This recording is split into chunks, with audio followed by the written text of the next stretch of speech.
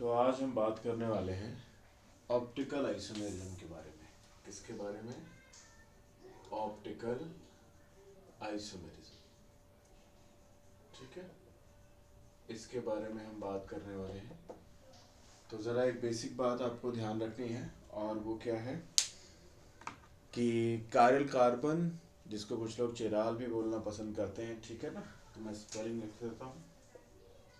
आपके आसपास जो भी बोला जाता है आप उसको क्या कीजिए, फॉलो कीजिए। ठीक है, फिलहाल मैं इसे कायरल कार्बन बोलूँगा। और दूसरी बात ये है प्लेन पोलराइज्ड लाइट। देखो, लाइट के बारे में इतनी बात तो आपको पता होगी क्या, कि लाइट एक इलेक्ट्रोमैग्नेटिक वेव है। इतनी मैं आपसे उम्मीद करता हूँ। अगर नहीं भी पता है तो अब से पता कर लीजिए। इलेक्ट्रोमैग्नेटिक वेव का मतलब क्या है, बहुत ज़्यादा मैं नहीं बताऊंगा, लेकिन इतना ज़रूर कि इसके पास क्या है, इलेक्ट्रिक फील्ड वेक्टर और मैग्नेटिक फील्ड वेक्टर हैं, जो प्रोपगेशन ऑफ लाइट के क्या होते हैं। अगर लाइट इस डायरेक्शन में जा रही है तो इलेक्ट्रिक फील्ड और मैग्नेटिक फील्ड के वेक्टर्स क्या होंगे, वो इनसे क्या होंगे, परपेंडिकुलर होंगे, और एक दूसरे से भी क्या होंगे, परपेंडिकुलर। समझ पा रहे हो? जैसे कुछ ऐसा, अगर लाइट ऐसी जा रही है तो ये देखो, ये ये ये क्या है, परपेंडिकुलर है लाइट की डायरेक्शन के। और ये भी क्या है, लाइट की डायरेक्शन के क्या है, परपेंडिकुलर है। और ये एक दूसरे के भी क्या है, परपेंडिकुलर है। तो कुछ ये कहानी है, समझ पा रहे हो? अब जरा समझना, यहाँ पे कुछ कायरल कार्बन के बारे में बेसिक लेवल पे क्या आप कुछ जानते हो? तो जब मैं ये बात पूछूंगा ना, तो आप में से शायद मैक्सिमम लोग बोलेंगे कि कायल कार्बन का मतलब क्या है। एक ऐसा कार्बन, आप जानते हो कार्बन की वैलेंसी 4 होती है, 4 बॉन्ड बनाता है, जिसके बारे में बेसिक कॉन्सेप्ट में डिटेल में बात कर चुका हूँ। ठीक है ना, जो जीओसी के लेक्चर 1, लेक्चर 2, लेक्चर 3 है। अगर किसी को दिक्कत है तो जाके वहाँ पे डिटेल में स्टार्टिंग से देख के आओ, ताकि यहाँ पे बातें आपको अच्छे से समझ आ जाए। ठीक है, तो एक तरफ मैंने H लगा दिया, एक तरफ Cl लगा दिया, एक तरफ CH3 लगा दिया, और दूसरी तरफ मैंने लगा दिया, मान लेते हैं Br लगा दिया। ठीक है, तो ये जो कार्बन है, इस कार्बन को हम बोलेंगे ये कायरल कार्बन है। क्या है ये? कायरल कार्बन है। मतलब एक ऐसा कार्बन जिससे लगे चारों ही वैलेंसीज पे जो ग्रुप्स लगे हैं वो क्या है, डिफरेंट हैं। तो ऐसे कार्बन को हम बोलते हैं कायरल कार्बन। ठीक है, ये भी आप जानते होंगे कि अगर कार्बन 4 सिग्मा बॉन्ड बनाता है तो उसका जो सेटअप होगा वो टेट्राहेड्रल सेटअप में होगा। किस में होगा? टेट्राहेड्रल। अच्छा, दूसरी बात ये भी, टेट्राहेड्रल के बारे में आपको अच्छे से समझ जाना चाहिए, और वो ये रहने वाला है कि इसमें से सॉलिड और डैश्ड वेज के बारे में आपको जानना है। वो क्या रहने वाला है कि जब मैं ऐसे बॉन्ड दिखाता हूँ तो ये बॉन्ड क्या होते हैं, ये बॉन्ड क्या होते हैं कि ये प्लेन में है। और जब मैं ऐसे दिखाता हूँ ना, यूं, ऐसे, तो ये इसका मतलब है ये प्लेन से क्या है, ये प्लेन से क्या है, ऊपर है, यूं ऐसा। और ये क्या है, ये पीछे। समझ पा रहे हो? कुछ समझ पा रहे हो कहानी को? क्या यहाँ पे सीन चल रहा है, जरा देखो ध्यान से। ये दोनों बॉन्ड कहाँ पे है, प्लेन में है। ये अगर जैसे आप इसे देख रहे हो ना, तो ये वाला बॉन्ड जो है, इस बॉन्ड से लगा ग्रुप यूं है, आपकी तरफ। समझ पा रहे हो? ये आपकी तरफ है, आप ऑब्जर्व कर रहे हो, तो ये वाला बॉन्ड आपकी तरफ है। और ये वाला बॉन्ड क्या होगा, आपसे दूर। ये वाला बॉन्ड क्या होगा, आपसे दूर। जैसे मान लो एग्जाम्पल के तौर पे, मैंने यहाँ Br लगा दिया, यहाँ CH3 लगा दिया, यहाँ H और यहाँ Cl। तो इस बात का मतलब क्या है कि Br आपकी तरफ होगा, Cl आपसे दूर होगा, और H और CH3 कहाँ होंगे, प्लेन में होंगे। समझ पा रहे हो? इसे क्या बोलते हैं, इसे सॉलिड वेज। इसे क्या बोलते हैं, डैश्ड वेज। ठीक है, तो लिख लो, ये क्या बताएगा, अवे फ्रॉम ऑब्जर्वर, जो देख रहा है उससे दूर, अवे फ्रॉम ऑब्जर्वर, और ये क्या होगा, टूवर्ड्स, टूवर्ड्स ऑब्जर्वर, ये ऑब्जर्वर की तरफ, ये ऑब्जर्वर से अवे, दूर, ठीक है ना, ये हमारी तरफ, ये हमसे दूर, ये दोनों प्लेन में। और जो कॉन्टिन्यूअस लाइंस हैं जैसे ये, तो ये क्या बताते हैं, ये जो लाइंस हैं ये बताती हैं कि इन द प्लेन, जिस प्लेन में आपका कार्बन है उसी प्लेन में ये भी कार्बन है, उसी प्लेन में ये हाइड्रोजन है। कुछ इतनी बात समझ आ गई है क्या? बहुत बढ़िया। तो ऐसे कार्बन को हम बोलते हैं जिससे चारों ग्रुप्स डिफरेंट लगे हों। देखो बात समझो, जब भी टेट्राहेड्रल होगा तो वो इस सेटअप में होगा, ठीक है ना। तो अब लौट आते हैं अपनी पुरानी बात पे। तो इस कार्बन को हम बोलेंगे जिस पर स्टार लगाया है, ये स्टार वाला कार्बन क्या होगा, कायरल कार्बन। प्यार से हम इसे बोलते हैं एसिमेट्रिक कार्बन। क्या बोलते हैं? Asymmetric carbon. समझ गए बात को? एसिमेट्रिक कार्बन, एसिमेट्रिक कार्बन, समझ पा रहे हो? एसिमेट्रिक कार्बन बोलने का मतलब क्या है, क्योंकि आप इसको टू इक्वल हाफ में आप डिवाइड नहीं कर सकते, दो बराबर हिस्सों में आप इसको डिवाइड नहीं कर सकते। इस बात का क्या सीन है अभी आगे जब सिमेट्री आप पढ़ोगे तो आपको डिटेल में बताऊंगा। फिलहाल के लिए क्या आपको समझना है कि दो बराबर हिस्सों में आप इसको, ये इस कार्बन के अराउंड दो बराबर हिस्सों में चीज़ों को आप बांट नहीं सकते, ठीक है ना। फिलहाल के लिए आपको इतना समझना है, यानी कि सिमेट्री एब्सेंट है इसलिए एसिमेट्रिक कार्बन आप इसे बोल रहे हैं। समझ पा रहे हैं? ठीक है। तो कायरल कार्बन आप समझ गए। तो ऑप्टिकल आइसोमेरिज्म अगर आपको पढ़नी है ना, तो आपको ये कायरल सेंटर के बारे में और आपको प्लेन पोलराइज्ड लाइट को स्टार्टिंग फेज में ही जानना बहुत ज़रूरी होता है। आगे चल के और भी कई सारी बातें आपको समझनी पड़ेंगी, लेकिन ये तो बेसिक थीम है। ये नहीं आया तो फिर आगे स्टार्टिंग से ही दिक्कतें क्या हो जाएंगी आपके लिए, खड़ी हो जाएंगी। अब देखिए, इसको ड्रॉ कर लीजिए जल्दी से पॉज करके। बढ़िया, आपने कर लिया होगा। अब समझिए, अगर मैं बात करूं किसकी, लाइट पे आ जाता हूँ, प्लेन पोलराइज्ड लाइट जिसको मैंने बात की थी। तो एक नॉर्मल लाइट जो आपकी होती है वो कुछ इस तरीके से होती है, ठीक है ना, कुछ इस तरीके से। समझ पा रहे हो? एक नॉर्मल लाइट किस तरीके से होती है, इसका ये देखो ना, ये डायरेक्शन मैंने आपको दिखाया है, ठीक है। समझ पा रहे हो? एक नॉर्मल लाइट, जैसे मैक्सिमम टीनेजर्स होते हैं, क्या बोलते हैं, ये भी कर लूंगा, वो भी कर लूंगा, ये भी कर सकता हूँ, वो भी कर सकता हूँ, ये भी टैलेंट है, वो भी टैलेंट है। दुनिया भर की बातों की तरफ वो दौड़ते हैं और सोचते हैं बस दुनिया पे छा जाऊंगा। कुछ आ रहा समझ में? फिर क्या होता है, उसी की एज आती है, थोड़ा एज आगे बढ़ती है, करियर डिसाइड होता है कि भाई अभी क्या करना है फाइनली उसको। और फिर थोड़ी और एज बढ़ती है तो वो बात क्या होती है, स्ट्रांग होती है, और फिर अगले 30-40 साल तक वही काम वो करता रहता है। मतलब क्या हो गया, पहले दुनिया भर के काम के पीछे दौड़ रहा था, ये भी कर लूँगा, वो भी कर लूँगा, ऐसा कर लूँगा, वैसा कर लूँगा। समझ पा रहे हो? ये टैलेंट है, वो टैलेंट है, ये सब बातें चलती रहती है। फिर उसके बाद वो क्या हुआ, किसी एक काम को करने के लिए पोलराइज्ड हुआ और उसको अगले 30-40 साल तक वो करता है, जिसको क्या बोलती है दुनिया, जॉब कर रहे हैं। कौन सी जॉब कर रहे हैं? ये गिवन जॉब कर रहे हैं, वो जॉब कर रहे हैं, है ना, तमाम तरीके की। समझ पा रहे हो? तो बस वही कहानी, मतलब जब एक स्पेसिफिक जॉब उन्होंने पकड़ ली और दिन के 8 से 10 घंटे उस काम को कर रहे हैं, तो हम क्या बोलते हैं, भाई इस जॉब को वो इंसान कर रहा है, मतलब इस गिवन काम के लिए वो क्या हो गया, पोलराइज्ड। इस गिवन काम की तरफ वो क्या हो गया, टिल्टेड हो गया, उस गिवन काम की तरफ वो। समझ पा रहे हो? आप जरा समझो। तो ये आपकी लाइट है, सब तरफ भाग रही है, एक इमेज दिमाग में बना लो, ठीक है। अब समझ लो जरा, हमने क्या किया, एक प्रिज्म से पास किया। समझ पा रहे हो? एक पोलराइजर आप कहते हो जिसको पोलराइज करेगा, ठीक है ना। तो मान लो यहाँ पे हमने इसको यूं ले लिया, और इसके अंदर भी क्या होती है, ध्यान देना, इसके अंदर की भी क्या होती है, इसकी बनावट होती है।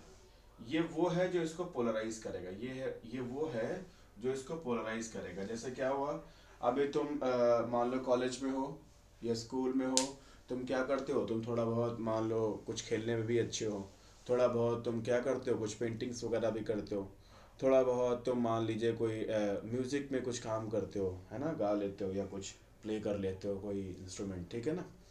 तो पॉइंट ये अभी तुम हर तरफ तुमने हाथ, अपने हाथ पाँव मार रखे हैं। अब कुछ टाइम बाद तुम आगे बढ़ोगे तो तुम्हें क्या नज़र आएगा कि भाई ये सब तो ठीक है, इंटरेस्ट, हॉबीज़ और ये सब चीज़ें तो ठीक है, लेकिन अब पॉइंट ये है आप अर्न किससे कर सकते हो, है ना? क्योंकि कुछ टाइम के बाद क्या होता है, रोकड़ा इंपॉर्टेंट होता है ना पैसा। तो अब पॉइंट ये है कि बहुत सारी चीज़ें हैं आपके पास, लेकिन आप किससे सोशल एक्सेप्टेंस किसको मिलती है और किससे आप एक अच्छी लाइफ क्या जी सकते हो। तो जिससे भी जी सकते हो तो फाइनली बहुत लोगों को यही मिलता है ना कि पढ़ाई, पढ़ाई करके वो क्या कर सकते हैं, अच्छे से काम कर सकते हैं। तो फिर बाकी सबको तो करते ही रहते हैं या शायद छोड़ भी देते हैं, लेकिन किसको चुनते हैं, पढ़ाई को। तो ध्यान दो, एक अच्छी लाइफ और पैसे ने क्या कर दिया, तुम्हारी जो मल्टी डायरेक्शन लाइफ थी उसको पोलराइज कर दिया। तो ये समझो, इसको सोशल एक्सेप्टेंस और पैसे ने तुम्हें क्या कर दिया, पोलराइज कर दिया। तो अब बाकी जो लाइट इधर वाली जा रही, इधर वाली, इधर वाली, इधर वाली, ये सब पास नहीं हो पाएगी ये सब, क्योंकि ये देखो ना इसकी बनावट जो पोलराइजर की है वो क्या बोल रहा है, भाई अच्छा तुम गा लेते हो ढंग से, अरे कितना स्ट्रगल है, कहीं कुछ नहीं हो पाएगा, फालतू में कोशिश मत करो, तुमने उसको छोड़ दिया। खेलते हो, खेलने से कहाँ टाइम खराब करते हो, पढ़ाई पे ध्यान दो, तुमने खेलना भी छोड़ दिया। समझ पा रहे हो, कोई दिक्कत तो नहीं। तो तुमने तमाम चीज़ों को क्या कर दिया, छोड़ते गए, और फाइनली तुमने क्या किया, जिस डायरेक्शन में तुम्हारी सोशल एक्सेप्टेंस या तुम्हारे पैसे बोल रहे थे, कि जॉब तुम्हारी बोल रही थी, बस वही काम किया, बाकी सबको छोड़ दिया। तो ये पोलराइजर क्या कर रहा है, बाकी देखो ना, अगर ये इस तरह से जाने की कोशिश करेगा तो क्या कर देगा, उसे जाने ही नहीं देगा। ये समझो विंडो है, क्या ये विंडो पास है। तो अगर ये जो लाइट ऐसी, जो डायरेक्शन ऐसी वाली थी, उसके लिए क्या पास होने देगा, नहीं। जो ऐसी वाली है क्या पास होने देगा, नहीं। जो ऐसी वाली है क्या पास होने देगा, नहीं। कौन सी वाली सिर्फ और सिर्फ इस विंडो से पास होगी, कौन सा इंसान पास होगा, मान लो एक इंसान ऐसे करके जा रहा है, क्या पास हो पाएगा, सीधा इसके, ये इधर है इसकी पास होने की, और अगर इससे क्या हो जाए 90 डिग्री पे, क्या पास हो पाएगा, नहीं। जो इसके पैरेलल जो लाइंस होंगी वही क्या होंगी, पास होंगी। कुछ आ रहा समझ में? तो उसने क्या कर दिया, इसने पोलराइजर ने क्या कर दिया, पोलराइजर ने क्या कर दिया बोलो, इस लाइट को जो हर तरफ भाग रही थी ना, जो हर तरफ भाग रही थी, उस लाइट को उसने क्या कर दिया, बाकी सबको नहीं जाने दिया, सिर्फ कैसी लाइट को जाने दिया, उस लाइट को जाने दिया जो इससे पैरेलल थी, जो इससे पास हो सकती है। तो ये लाइट तुमने कौन सी वाली बना ली, ये इस लाइट को क्या बोलते हो, प्लेन पोलराइज्ड लाइट। समझ पा रहे हो, प्लेन पोलराइज्ड लाइट। जैसे कि हम पढ़ रहे हैं ऑप्टिकल आइसोमेरिज्म। तो हमने क्या किया, अब जरा ध्यान से देखना, एक मान लो एक हमने ट्यूब भर ली, एक ट्यूब है, ठीक है ना, एक ट्यूब ऐसे भर ली, और इस ट्यूब में हमने क्या ले लिया, मान लो इस कंपाउंड का हमने सॉल्यूशन ले लिया, solution, solution containing, containing the asymmetric molecule. Asymmetric, देखो ये शॉर्ट में लिख दिया है, कंफ्यूज मत हो जाना, बहुत छोटा वैसे मैंने लिखा है, बट मैं बोल रहा हूँ तो उससे तुम काम कर सकते हो, ठीक है ना। क्या लिखा है इस ट्यूब के अंदर, सॉल्यूशन में भर रखा है कंटेनिंग एसिमेट्रिक मॉलिक्यूल, जो एसिमेट्रिक मॉलिक्यूल है ना वो कंटेनिंग हमने सॉल्यूशन को भर दिया, ठीक है। अब इस ट्यूब से इस प्लेन पोलराइज्ड लाइट को हम क्या करेंगे, पास करेंगे, इसको क्या करेंगे, पास करेंगे। अब ये लाइट अभी कैसी, एकदम सीधी तरफ जा रही ना, यूं पोलराइज्ड है। अब ये इंसान क्या कर रहा है, एक प्रॉपर जॉब कर रहा है, उस जॉब को दिन रात अभी कर रहा है, दिन रात क्या कर रहा है, उसी पे फोकस्ड है। समझ पा रहे हो। फिर एसिमेट्रिक कार्बन से क्या हुआ, ये पास हुआ। समझ पा रहे हो, क्या हुआ इससे, ये पास हुआ। और पास होने पे अगर ये लाइट, ध्यान दो, जो नॉर्मल लाइट थी, अगर ये क्लॉकवाइज की तरफ जब बाहर निकले तो मूव कर जाए, ध्यान सो, इससे जब पास होने के बाद ये जब बाहर निकली, और अगर ये लाइट जो सीधी जा रही थी अगर वो क्लॉकवाइज टिल्ट हो जाए, अगर वो क्लॉकवाइज टिल्ट हो जाए, तो हम इस कंपाउंड को बोलेंगे कि ये कंपाउंड ने जो कायरल सेंटर था जिसके पास, जो क्या था, एसिमेट्रिक कार्बन जिसके पास था, एसिमेट्रिक मॉलिक्यूल जो था, उसने लाइट को, प्लेन पोलराइज्ड लाइट को क्लॉकवाइज मूव करा दिया, यानी कि क्लॉकवाइज मूव करा दिया। तो हम इसको बोलते हैं कि ये कंपाउंड क्या है, ऑप्टिकली एक्टिव। क्या है ये, ऑप्टिकली देखो ऑप्टिक्स वर्ड का मतलब क्या है, विजन, लाइट से हम लेते हैं ना, समझ पा रहे हो। तो यहाँ पे ये क्या है, ये ऑप्टिकली एक्टिव है क्योंकि आपकी नॉर्मल लाइट पे ये इम्पैक्ट डाल सकता है, ये आपकी प्लेन पोलराइज लाइट पे इम्पैक्ट असर डाल सकता है। मतलब अगर कोई तुम पे असर डाल दे, मतलब वो इंसान क्या कर रहा है, अपना काम एक्टिवली कर रहा है ना, तभी तो तुम पे असर डाल पा रहा है, समझ पा रहे हो। तो एक्टिव होने का मतलब क्या है, अगर ये नॉर्मल प्लेन पोलराइज लाइट पे ये असर डाल पाया, मतलब ये कंपाउंड क्या ऑप्टिकली एक्टिव है। और दूसरा काम क्या कर सकता है, अगर ये क्लॉकवाइज घुमाएगा तो हम इसे बोलेंगे, ध्यान दो ये चीजें मैं रब कर दे रहा हूँ, उम्मीद है बना लिया होगा तुमने इसको। तो राइट हैंड साइड वाला मैं रब कर देता हूँ, ठीक है, कर देता हूँ, कुछ करना हो एक बार फिर से कर लो, ठीक है। तो जरा समझ लो, अगर इसने क्या किया, क्लॉकवाइज रोटेट कराया, ये जो रोटेशन इसको क्या बोलेंगे, clockwise, clockwise rotation of plane polarised light, PPL, ठीक है ना। इसी को दूसरा भी बोलते हैं डेक्स्ट्रो रोटेटरी, क्या बोलते हैं, डेक्स्ट्रो रोटेटरी। डेक्स्ट्रो मतलब राइट हैंडेड, डेक्स्टर मतलब ग्रीक में क्या होता है, राइट हैंडेड, मतलब ये क्या कर रहा है, राइट साइड, राइट साइड देखो ना, राइट साइड, तो ये राइट साइड क्या है, ये क्लॉकवाइज, समझ पा रहे हो, ठीक है ना, राइट हैंडेड।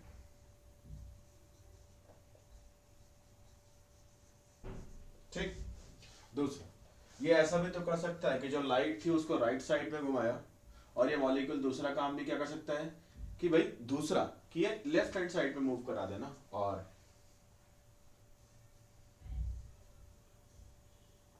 ये क्या कर दिया इसने, यहां पे क्या कर दिया, लेफ्ट हैंड, ये क्या है, एंटी क्लॉक, ठीक है ना।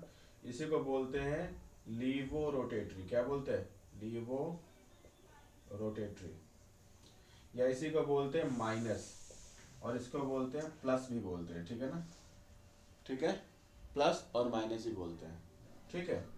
और इसी को हम बोलते हैं या डी, स्मॉल डी, क्या बोलते हैं, स्मॉल डी, समझ पा रहे हो, स्मॉल डी, डेक्स्ट्रो के लिए स्मॉल डी भी लगाते हैं, इसके लिए नेगेटिव लगाओ या स्मॉल एल भी लगाओ, ठीक है ना, स्मॉल एल, ये भी चलेगा, समझ पा रहे हो। और तीसरी प्रोबेबिलिटी क्या हो सकती है, ध्यान दो, तीसरी प्रोबेबिलिटी क्या हो सकती है, ध्यान दो। अभी जो हमने मॉलिक्यूल ले रखा है वो एसिमेट्रिक मॉलिक्यूल है, वो एसिमेट्रिक मॉलिक्यूल है। तो ऐसे में इसमें तो कहानी क्या रहने वाली है कि अगर इसको दो इक्वल हाफ में आप डिवाइड नहीं कर सकते हो, तो दो प्रोबेबिलिटीज हो सकती हैं, या तो लाइट को क्लॉकवाइज मूव कराए या तो एंटी क्लॉक मूव कराए, ठीक है ना, समझ आया। तो यहाँ पे इन दोनों ही केसेस में ये क्या है, ऑप्टिकली एक्टिव है, मतलब एक टाइम पे एक ही कराए, ठीक है ना। जैसे या तो ये क्लॉकवाइज मूव करा दे या तो ये एंटी क्लॉकवाइज मूव करा दे, ठीक है ना। तो अगर सिर्फ क्लॉक मूव करा रहा है तो इसको डेक्स्ट्रो रोटेटरी बोलेंगे, और एक नॉर्मल लाइट पे इम्पैक्ट डाल पा रहा है तो हम इसको बोलेंगे भाई ऑप्टिकली, मतलब नॉर्मल प्लेन पोलराइज लाइट में बोल रहा हूँ, उस पर इम्पैक्ट डाल पा रहा है, इसलिए इसको बोलेंगे ऑप्टिकली एक्टिव है। दूसरा, हमने कोई एसिमेट्रिक मॉलिक्यूल लिया और उसने क्या किया, उसने लाइट को, प्लेन पोलराइज लाइट को एंटी क्लॉकवाइज डायरेक्शन में मूव करा दिया, तो हम उसको बोलेंगे लीवो रोटेटरी, नेगेटिव या एल, समझ पा रहे हो। मतलब वो भी क्या है, ऑप्टिकली एक्टिव है। कुछ आया समझ में, कोई दिक्कत, बढ़िया। अब दूसरी भी कहानियां हैं, जैसे रेसिमिक मिक्सचर और भी बहुत सारा कुछ है, तो अभी स्टार्टिंग फेज में इतना ही रखेंगे, आगे चल के बातों को बढ़ाते चलेंगे। इसको ड्रॉ कर लो। अब एक तीसरी प्रोबेबिलिटी पे जरा बात करते हैं, ध्यान दो, लाइट पे इम्पैक्ट, पॉज करके तुमने बना लिया होगा, चलो आगे चलते हैं।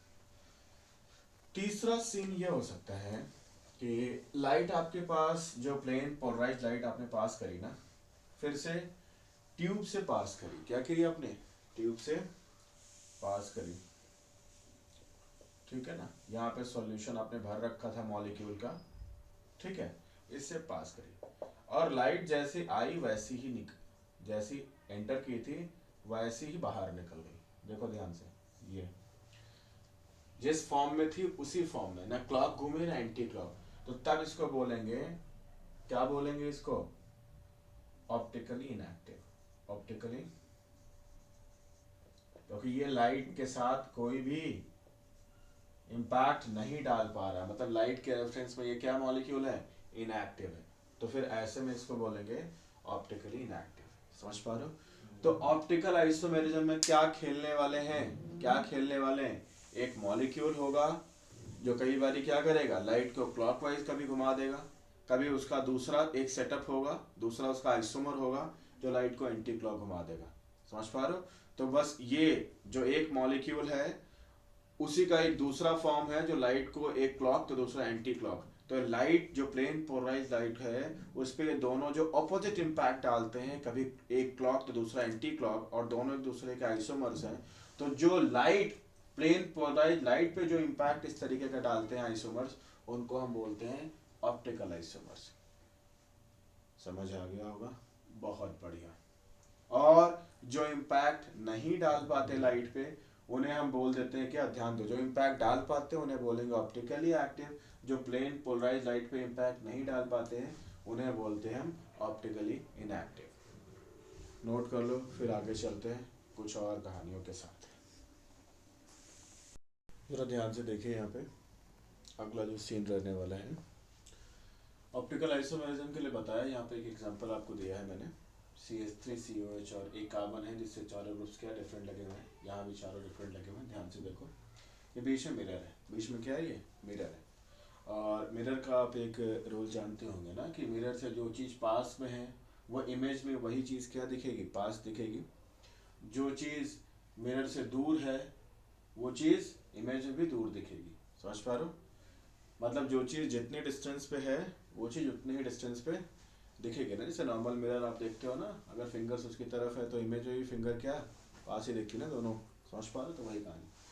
तो ये पास तो ये भी पास, ये जितनी दूरी पे ये भी उतनी ही दूरी पे। समझ पा रहे हो?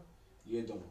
तो पॉइंट यहाँ पे ये है कि CH3 वैसे ही रह जाएंगे, CHO वैसे ही रह जाएंगे, मतलब जस्ट, ठीक है ना। लेकिन ये OH और ये H, समझ पा रहे हो? पास दूर वाली कहानी समझ गए होंगे। अब थोड़ी देर के लिए मैं क्या करूँ, मैं इस पूरे स्ट्रक्चर को ऐसे उठाऊँ, इस पूरे स्ट्रक्चर को ऐसे उठाऊँ और इसके ऊपर सुपरपोज करने की कोशिश करूँ, ठीक है ना। तो क्या होगा, देखो ना, CH3 के ऊपर CH3 आ जाना, CHO के ऊपर CHO आ जाना। लेकिन ध्यान दो, इसका OH इस साइड है, इसका OH इस साइड है, ये देखो ये। तो जब उठा के इसको ऐसे रखोगे ना तो OH कैसे आ जाएंगे, ऐसे, इसका OH इधर, इसका OH इधर। तो मतलब ये सुपरपोज नहीं कर सकते, सुपरपोज नहीं कर सकते।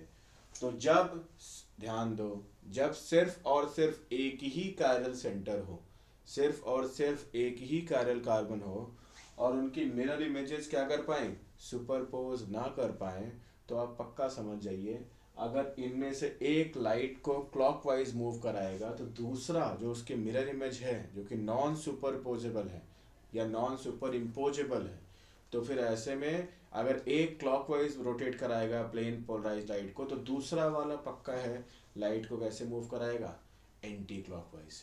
मैं रिपीट कर रहा हूं, जब एक ऐसा मॉलिक्यूल हो जिसमें एक ही कायरल कार्बन हो, एक ही कायरल कार्बन हो, तो ऐसे में जो उसकी मिरर इमेज होगी वो नॉन सुपर इम्पोजेबल होगी और इन दोनों में से अगर एक लाइट को क्लॉकवाइज डायरेक्शन में मूव कराएगा तो दूसरा लाइट को एंटी क्लॉकवाइज डायरेक्शन में मूव कराएगा। ये बात कंफर्म है। तो इसीलिए हम इस मॉलिक्यूल को क्या बोलेंगे कि ये ऑप्टिकली एक्टिव है। समझ पा रहे हो? और ये दोनों चूंकि बाकी सब सेम है, आप देखो ना, OH OH CHO CHO CH3 CH3 H सब कुछ सेम है, मतलब मॉलिक्यूलर फॉर्मूला, ठीक है, मॉलिक्यूलर स्ट्रक्चर सब कुछ सेम है। बस क्या फर्क आ रहा है, इसका OH राइट साइड में, इसका OH लेफ्ट साइड में, इसका H और इसका H। तो बस स्पेस में ग्रुप्स की अरेंजमेंट सिर्फ क्या आ रही है, चेंज आ रही है, ठीक है ना। तो ये इसीलिए स्पेस में ग्रुप्स की अरेंजमेंट अलग अलग है। ध्यान दो, इसका भी OH कार्बन से कनेक्टेड है कार्बन वाले से, इसका भी OH कार्बन से कनेक्टेड है, मतलब कोई स्ट्रक्चरल आइसोमर का तो कोई सीन है नहीं। IUPAC नोमेनक्लेचर आप करके देखोगे ना तो आपको क्या मिलेगा, ये 1 2 2 पे हाइड्रोक्सी, 1 2 2 पे हाइड्रोक्सी, और मेन चेन आपके 3 कार्बन की मिल ही जानी है। कुछ आ रहा है समझ में? तो मतलब ये क्या स्ट्रक्चरल आइसोमर तो है नहीं, क्या है ये, स्टीरियो आइसोमर। स्टीरियो आइसोमर का मतलब क्या होता है कि बस स्पेस में जो ग्रुप्स की जो अरेंजमेंट है वो बस बदल दोगे, ठीक है। कोई अगर इस साइड है, कोई देखो ना, कोई अगर इस साइड है तो दूसरे में वो इस साइड ऐसे हो जाएगा, समझ पा रहे हो। तो बस स्पेस में तुमने क्या कर दिया, ग्रुप्स का अरेंजमेंट अलग कर दिया, इसीलिए दोनों एक दूसरे के क्या स्टीरियो आइसोमर्स हैं, स्टीरियोमर्स हैं, समझ पा रहे हो। और स्टीरियोमर्स का एक पार्ट है ऑप्टिकल आइसोमर, समझ पा रहे हो। तो बस ऑप्टिकल आइसोमेरिज्म क्यों क्रिएट होती है, क्योंकि कार्डियल सेंटर के अराउंड ग्रुप्स की जो प्लेसमेंट है स्पेस में वो आप बदलते हो, जिसकी वजह से अगर एक लाइट को क्लॉकवाइज रोटेट कराता है तो दूसरा लाइट को एंटी क्लॉक रोटेट कराता है, समझ पा रहे हो। क्या क्या सेम होता है जरा देख लो यहाँ पे। जो स्ट्रक्चर 1 और 2 है इनकी सेम मॉलिक्यूलर फॉर्मूला होगा, सेम मॉलिक्यूलर स्ट्रक्चर है, आप देख सकते हो, अभी समझाया। Different arrangement of groups in space, आप देख सकते हो, इसका OH लेफ्ट, इसका OH राइट, ठीक है ना। Same chemical properties, same physical properties, except optical activity, समझ पा रहे हो। इनकी केमिकल प्रॉपर्टीज, फिजिकल प्रॉपर्टीज सब कुछ क्या रहने वाली है, सेम रहने वाली है, बस एक चीज है वो बदलेगी, तो क्या, ऑप्टिकल एक्टिविटी। मतलब जैसा कि मैंने आपको बताया, एक क्लॉकवाइज रोटेट कराएगा तो दूसरा एंटी क्लॉक, दोनों में से जो भी एक है, एक जो भी काम करेगा उसका दूसरा उसका क्या करेगा, ऑपोजिट काम करेगा। कुछ आया समझ में, किसके साथ, प्लेन पोलराइज्ड लाइट के साथ। मुझे लगता है समझ आ गया होगा। अब आगे चलते हैं, कुछ कहानी हम और भी करते हैं। देखो जरा यहाँ पे एक छोटी सी कहानी समझना। आपने क्या कर दिया, आपने तो बोल दिया भाई ये OH और ये H की जो कहानी है ना, इनएंशियोमर्स का जो कन्वर्जन है, ये क्या होता है, ये स्पॉन्टेनियस नहीं होता, समझ पा रहे हो, कि अपनी खुद से ही हो गया, कोई दिक्कत तो नहीं। ये क्या होता है, इसमें बॉन्ड्स के प्लेसमेंट बदलने के लिए उनका क्या होता है, इसमें भी एनर्जी क्या होती है, कंज्यूम होती है, इसके बारे में आगे चल के बात करेंगे। दूसरी कहानी यहाँ ये भी आपको समझने की ज़रूरत है, और वो ये रहने वाली है कि ऑप्टिकल एक्टिविटी कोई बहुत छोटी सी बात नहीं है, बहुत बड़ी सी बात है, और बहुत बड़े लेवल पे काम करती है। जैसे डे टू डे लाइफ में भी आप देख सकते हो, अगर एक छोटी सी बात मैं बोलूँ तो जो एंजाइम्स होते हैं ना, वो भी ऑप्टिकल एक्टिविटी के अकॉर्डिंग ही काम करते हैं, समझ पा रहे हो। एंजाइम्स हो गए, बाकी बहुत सारी चीज़ें, कुछ ड्रग्स हो गई, इसके बारे में भी हम आगे चल के बातें करेंगे, लेकिन अभी स्टार्टिंग में हौले हौले हल्के हल्के तरीके से चलेंगे। आगे बहुत सारी बातें आने वाली हैं, और फिर आपको समझ आएगा कि ऑप्टिकल आइसोमेरिज्म कितनी इम्पोर्टेंट है केमिस्ट्री के पॉइंट ऑफ व्यू से, आपकी JEE एग्ज़ाम के पॉइंट ऑफ व्यू से, इवन नीट में भी थोड़ा बहुत, समझ पा रहे हो। और उसके साथ साथ एक डे टू डे लाइफ में भी कितना एक खास रोल प्ले करती है। इसको पहले ड्रॉ कर लो, फिर आगे चलते हैं। ज़रा हम कंडीशंस की बात करेंगे कि ऑप्टिकल एक्टिविटी को दिखाने के लिए आखिर मॉलिक्यूल के पास क्या होना चाहिए, तो ज़रा समझते हैं।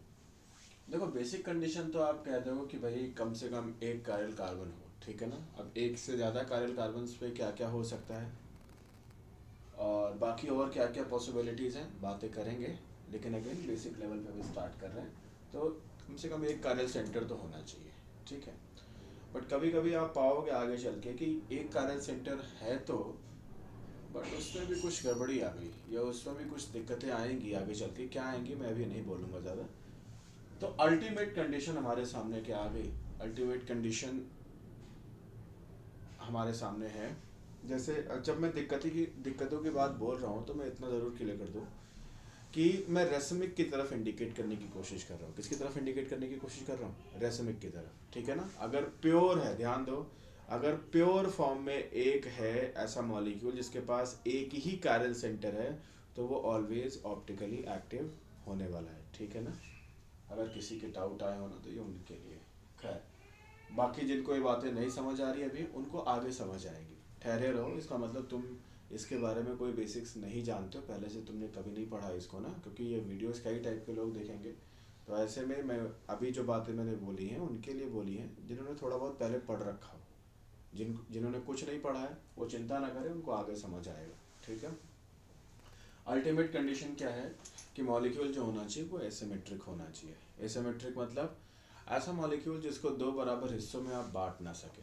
जिससे अभी आगे चल के आप देखेंगे भी, ऐसे भी मॉलिक्यूल्स देखेंगे जहाँ पे कायरल सेंटर्स नहीं है, जहाँ पे कायरल सेंटर्स नहीं है। कायरल सेंटर का मेरा मतलब है sp3 हाइब्रिडाइज कार्बन नहीं है जिससे चारों ग्रुप्स डिफरेंट लगे, बट फिर भी वो ऑप्टिकली एक्टिव होंगे, फिर भी वो ऑप्टिकली एक्टिव होंगे। क्यों ऑप्टिकली एक्टिव होंगे? क्योंकि उनको दो बराबर हिस्सों में आप बांट नहीं सकते, टू इक्वल हाफ्स में आप उनको डिवाइड नहीं कर सकते। तो ये आपकी अल्टीमेट कंडीशन है कि मॉलिक्यूल को दो बराबर हिस्सों में आप बांट ना सकें तो आप उसको ऑप्टिकली एक्टिव बोल सकते हैं, जिसके बारे में कुछ एग्जांपल्स आगे चल के हम देखेंगे। कुछ समझ आ गया कहानी को? तो अब ये बहुत बड़ा और बहुत इम्पोर्टेंट पॉइंट आ गया। लोग बाकी सब तो समझ जाते हैं लेकिन सिमेट्री में बहुत गड़बड़ करते हैं। तो हमारे पास कुछ टाइप्स की सिमेट्रीज हैं। तो सबसे पहले तो हम बात करने वाले प्लेन ऑफ सिमेट्री की, ठीक है ना। प्लेन ऑफ सिमेट्री किस काम आएगी कि इसमें हम देखेंगे एक इमेजिनरी प्लेन लेने वाले हैं और जिसके थ्रू हम क्या करेंगे, अब अपने गिवन मॉलिक्यूल को, गिवन सेटअप को दो बराबर हिस्सों में बांटने की कोशिश करेंगे। अगर दो बराबर हिस्सों में बट गया मतलब टू इक्वल हाफ्स उसके मिल गए, मतलब मॉलिक्यूलर डिसिमेट्री नहीं है। और मॉलिक्यूलर डिसिमेट्री नहीं अगर उसको दो बराबर हिस्सों में हमने बांट लिया तो वो क्या हो गया, ऑप्टिकली इनएक्टिव, ऑप्टिकली इनएक्टिव। और अगर उसको हमने दो बराबर हिस्सों में नहीं बांट पाए, मतलब मॉलिक्यूलर डिसिमेट्री उसके पास है, तो इसका मतलब वो मॉलिक्यूल क्या है, ऑप्टिकली एक्टिव है। ठीक है ना। अभी तो ये बेसिक हो गई, आगे चल के हम इन पे बेस्ड कुछ बहुत सारी कहानियां करने वाले। आइए प्लेन ऑफ सिमेट्री देखते हैं। देखो जैसे ये स्पेसिफिक हमारे सामने एग्जांपल है ना, अगर मैं क्या कर दूं, यहाँ से एक लाइन ड्रॉ कर दूं, यहाँ से एक लाइन ड्रॉ कर दूं, तो आप जरा देखो क्या मिलेगा आपको। ये कार्बन, राइट Cl, ऊपर CH3, ये कार्बन राइट Cl, नीचे ये लेफ्ट H और नीचे CH3। मतलब जिस पैटर्न पे ऊपर का है उसी पैटर्न पे क्या है, नीचे का है, सेम पैटर्न पे है। इसको दो बराबर हिस्सों में आपने क्या कर लिया, बांट लिया। अगेन ध्यान रखिएगा इसमें कि आपके लिए इम्पोर्टेंट सिर्फ ये नहीं है कि ये जो कार्बन है इससे लगा ClH और CH3। देखो अच्छा शायद इसमें भी किसी को दिक्कत है क्या, जो इंटरसेक्शन होता है ये पॉइंट, यहाँ पे एक कार्बन होता है, यहाँ पे क्या होता है, कार्बन होता है, उसकी एक तरफ ClH CH3, तो इतना ही काफी नहीं है कि ClH CH3 ये लगा तो हुआ है, नहीं, सेम डायरेक्शन में भी लगा होना चाहिए। अगर ये वर्टिकल एक्सिस के ये Cl राइट में है तो ये भी Cl राइट में होना चाहिए, ये H लेफ्ट में है तो ये भी H लेफ्ट में होना चाहिए। समझ पा रहे हो, कोई दिक्कत तो नहीं। तब इनको ऊपर CH3 है तो नीचे भी CH3 होना चाहिए, कोई दिक्कत नहीं। दो बराबर हिस्से तो समझते हो ना यार, टू इक्वल हाफ्स। तो यहाँ पे देखो अगर इस प्लेन में देखो ना, अगर इस देखो ना, ये मान लो ये ऐसे यहाँ पे ये रखा हुआ है मॉलिक्यूल, तो अगर मैं इस प्लेन से ऐसे इसको काट दूं, ध्यान दो, मैं अपनी जो कटर है ना उसको इस तरीके से लेके आऊं तो दो बराबर हिस्सों में इसको क्या कर देगा, काट देगा ना। तो इसलिए इसको क्या बोलेंगे हम कि भाई यहाँ पे प्लेन ऑफ सिमेट्री है, ये मॉलिक्यूल ऑप्टिकली एक्टिव नहीं होगा। समझ पा रहे हो।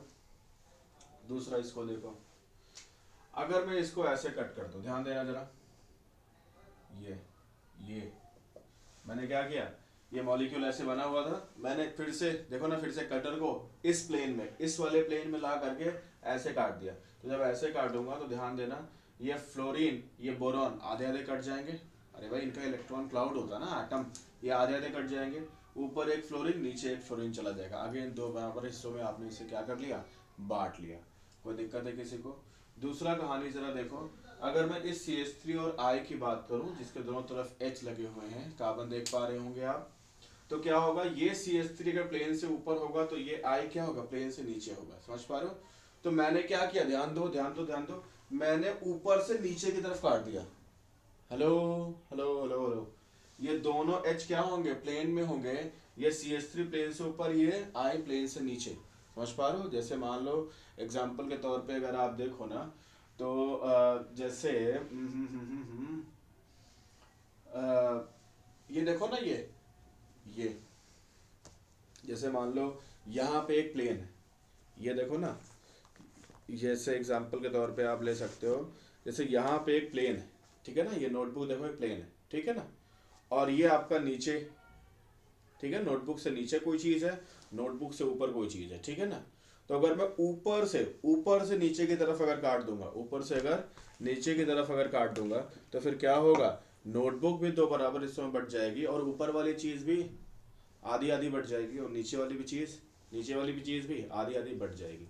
तो इस तरीके से दो बराबर हिस्सों में आप इसको बांट सकते हो। कैसे बांट सकते हो, ऊपर से CH3 से I की तरफ हमने कट किया तो फिर I भी 2 बराबर हिस्सों में कटा, CH3 भी 2 बराबर हिस्सों में कटा, और ये HH, एक H राइट में चला गया, एक H लेफ्ट में चला गया, मतलब पूरे मॉलिक्यूल को आपने 2 बराबर हिस्सों में बांट लिया। तो क्या प्लेन ऑफ सिमेट्री यहाँ पे है? तो आप बोलोगे हाँ है। चलो इसका जरा कहानी देखो, इसको भी सेम उसी पैटर्न पे हमने काट दिया जैसे इसको काटा, तो इसको भी काटोगे तो इसके पास प्लेन ऑफ सिमेट्री है, तो हाँ है। अगर मैं बात करूं इसकी, तो प्लेन ऑफ सिमेट्री है, तो हाँ है। समझ गए? इसकी बात करो तो क्या प्लेन ऑफ सिमेट्री है? तो हाँ है। कुछ आया समझ में? कुछ आया समझ में? कोई डाउट तो नहीं?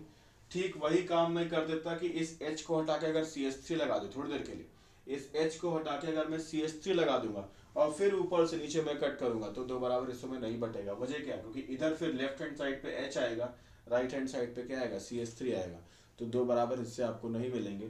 तब जब इस H की जगह पे CH3 होगा, तब ये मॉलिक्यूल ही क्या हो जाएगा? ऑप्टिकली एक्टिव हो जाएगा। बट अभी जब दोनों H हैं, तब ये क्या? ऑप्टिकली इनएक्टिव, क्योंकि इसको 2 बराबर हिस्सों में आप बांट सकते हो। मुझे लगता है समझ आ गया होगा। चलो अब इससे आगे चलते हैं।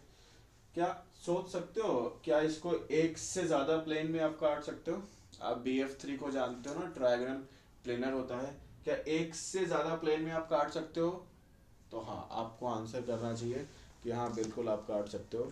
वजह क्या है? देखो पहले समझो, पहले मैंने इसको ऐसे काटा, पहले मैंने इसको ऐसे काटा, ठीक है ना। अब मान लो इस BF3 को उठा के ये हमने, ये देखो BF3 यहाँ रखा हुआ ना, ये BF3, इस BF3 को अगर मैं ऐसे काट दूं, हेलो, यूं, तो यूं काट दूंगा तो प्लेन में ही BF तीनों है ना, मतलब एक बोरॉन और तीनों फ्लोरीन, तो प्लेन में ही काट दोगे तो भी 2 बराबर हिस्सों में क्या हो जाएंगे? सारे बट जाएंगे, ठीक है ना। तो इसको ध्यान रखिएगा, एक से ज़्यादा प्लेन ऑफ सिमेट्री की भी कहानियाँ आ सकती हैं। तो एक मैंने हल्का सा आपको दिखाया, आगे इस पे बात करते रहेंगे। ड्रॉ कर लीजिए इसको सारा। अब आइए सिमेट्री के थोड़े, प्लेन ऑफ सिमेट्री के थोड़े एग्जांपल्स करने वाले हैं। और वो क्या रहने वाला है, बेंजीन की अगर बात करें तो बेंजीन को कैसे हम डिवाइड कर सकते हैं। पहले तो ये जिनको साफ सुथरा स्ट्रक्चर बनाना हो बना लो, क्योंकि मैं इनको थोड़ा गंदा करने जा रहा हूँ, ठीक है ना। चलो देखो कैसे डिवाइड कर सकते हैं। देखो ये ऐसे ऐसे बांटोगे तो ये जानते हो प्लेनर होता है, सारे एच प्लेन में ही हैं, तो क्या कर देंगे? 2 इक्वल हाफ में आप बांट सकते हो। एक ऐसा यूं यहाँ से, और क्या बांट सकते हो? ऐसे बांट सकते हो आप, ऐसे बांट सकते हो आप। 3 तो ये तरीका हो गया बांटने का। और कैसे बांट सकते हो जरा बताना। ऐसे अगर बांट दूँ तो भी तो 2 बराबर हिस्सों में बट ही जाएगा ना। ऐसे बांट दूँ तो भी 2 बराबर हिस्सों में बट ही जाना है। और अगर ऐसे बांट दूँ तो भी 2 बराबर हिस्सों में बट ही जाना है। तो अगर आप ध्यान से देखो, अगर डॉटेड को ध्यान से देखो, तो ये एक दो, मतलब ये एक एक एच एंड से काटो, तो एच एंड से काटोगे तो 3 पेयर बनेंगे ना, एक एच दूसरे एच के ऑपोजिट ना।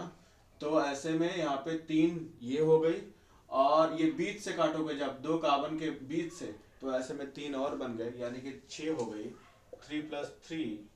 और एक आप ये पूरा मॉलिक्यूल चूंकि प्लेनर है, क्या है? प्लेनर है, सारे कार्बन हाइड्रोजन एक ही प्लेन में है ना, तो प्लेन में ही काट दो। क्या कर दो? जैसे ये है ना, जैसे देखो ये प्लेन है ना, ये देखो ये प्लेन है। तो ये प्लेन को मैंने क्या किया, ध्यान दो, ये प्लेन है, इसको मैंने ऐसे यूं बीच से ही काट दिया, बीच से ही काट दिया। आधी नोटबुक ऊपर और आधी नोटबुक नीचे, ऐसा हो गया। कोई दिक्कत तो नहीं। तो एक और प्लेन ऑफ सिमेट्री आपको मिल सकती है, और वो क्या मिल सकती है? +1, यानी कि टोटल 7 प्लेन ऑफ सिमेट्री आपको बेंजीन में मिलेंगी। इस बात को ध्यान रखना, ठीक है। मुझे लगता है समझ आ गया। ये F लगा दिए, एक F ऊपर है सॉलिड वाला, और ये दूसरा F कहाँ है? नीचे। तो मैंने क्या किया, ऊपर से नीचे की तरफ काट दिया, सब 2 बराबर हिस्सों में बट गए। तो इसके बाद ये प्लेन ऑफ सिमेट्री, तो आप टिक लगा दो, हाँ है। ये देखो एक F ऊपर है, बाकी कहीं कुछ भी नहीं है, तो हमने ऊपर से नीचे की तरफ काट दिया, यूं ऐसा ऊपर से नीचे की तरफ 2 बराबर हिस्सों में बट गए, हाँ तो प्लेन ऑफ सिमेट्री है। इसमें देखो 2 ऊपर, एक ये ऊपर, ये के नीचे, तो बस इधर वर्ड इससे इस प्लेन में हमने ऊपर से नीचे काट दिया। ये ऊपर वाले ये तो ऊपर ऊपर ही रहेंगे, ठीक है। जो नीचे और ऊपर थे उनको हमने ऊपर से नीचे की तरफ काट दिया, तो वो 2 बराबर हिस्सों में बट गए। तो अगेन इसमें भी सिमेट्री है। इसकी बात करो तो देखो ध्यान से, ये ऊपर फ्लोरीन, ये नीचे, ये भी ऊपर, ये नीचे, ये ऊपर। तो अब हमने क्या किया, इसको कैसे बांट सकते हो, इस वाली लाइन पे, इस वाली लाइन पे ऊपर से नीचे काट दोगे तो क्या होगा, ऊपर से नीचे काटोगे तो ये एफ और ये एफ दोनों साइड साइड में कटिंग के ऊपर ही रहेंगे और ये कटिंग के दोनों नीचे ही रहेंगे।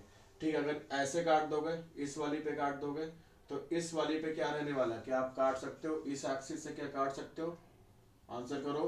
तो इस एक्सिस से आप इसको कट नहीं कर सकते, मतलब ये क्रॉस नहीं कट कर सकते। वजह क्या है, क्यों नहीं कट कर सकते, जरा ध्यान से देखो, क्योंकि जब इधर से आप कट करोगे ना तो इससे क्या होगा कि कट कर सकते हो, हाँ कर तो सकते हो यार, पूछो कैसे, क्योंकि जब इधर से कट करोगे ना तो फ्लोरीन ऊपर, ये फ्लोरीन ऊपर ना, ये एफ नीचे, ये एफ नीचे और ये दोनों ऊपर नीचे वाले का, ठीक है, हाँ तो बिल्कुल कर सकते हो आप, ये भी कर सकते हो। अगला देखो, इसमें देखो, अगर इस एंड से मैं कट कर दूं, अगर अब देखो फ्लोरीन से फ्लोरीन कट करोगे तो ये नीचे ये ऊपर नहीं हो पाएगा ना, दो बराबर हिस्से नहीं बैठ पाएंगे, क्योंकि ये फ्लोरीन ऊपर और दूसरा फ्लोरीन जस्ट बगल वाला क्या नीचे है, दिक्कत आएगी।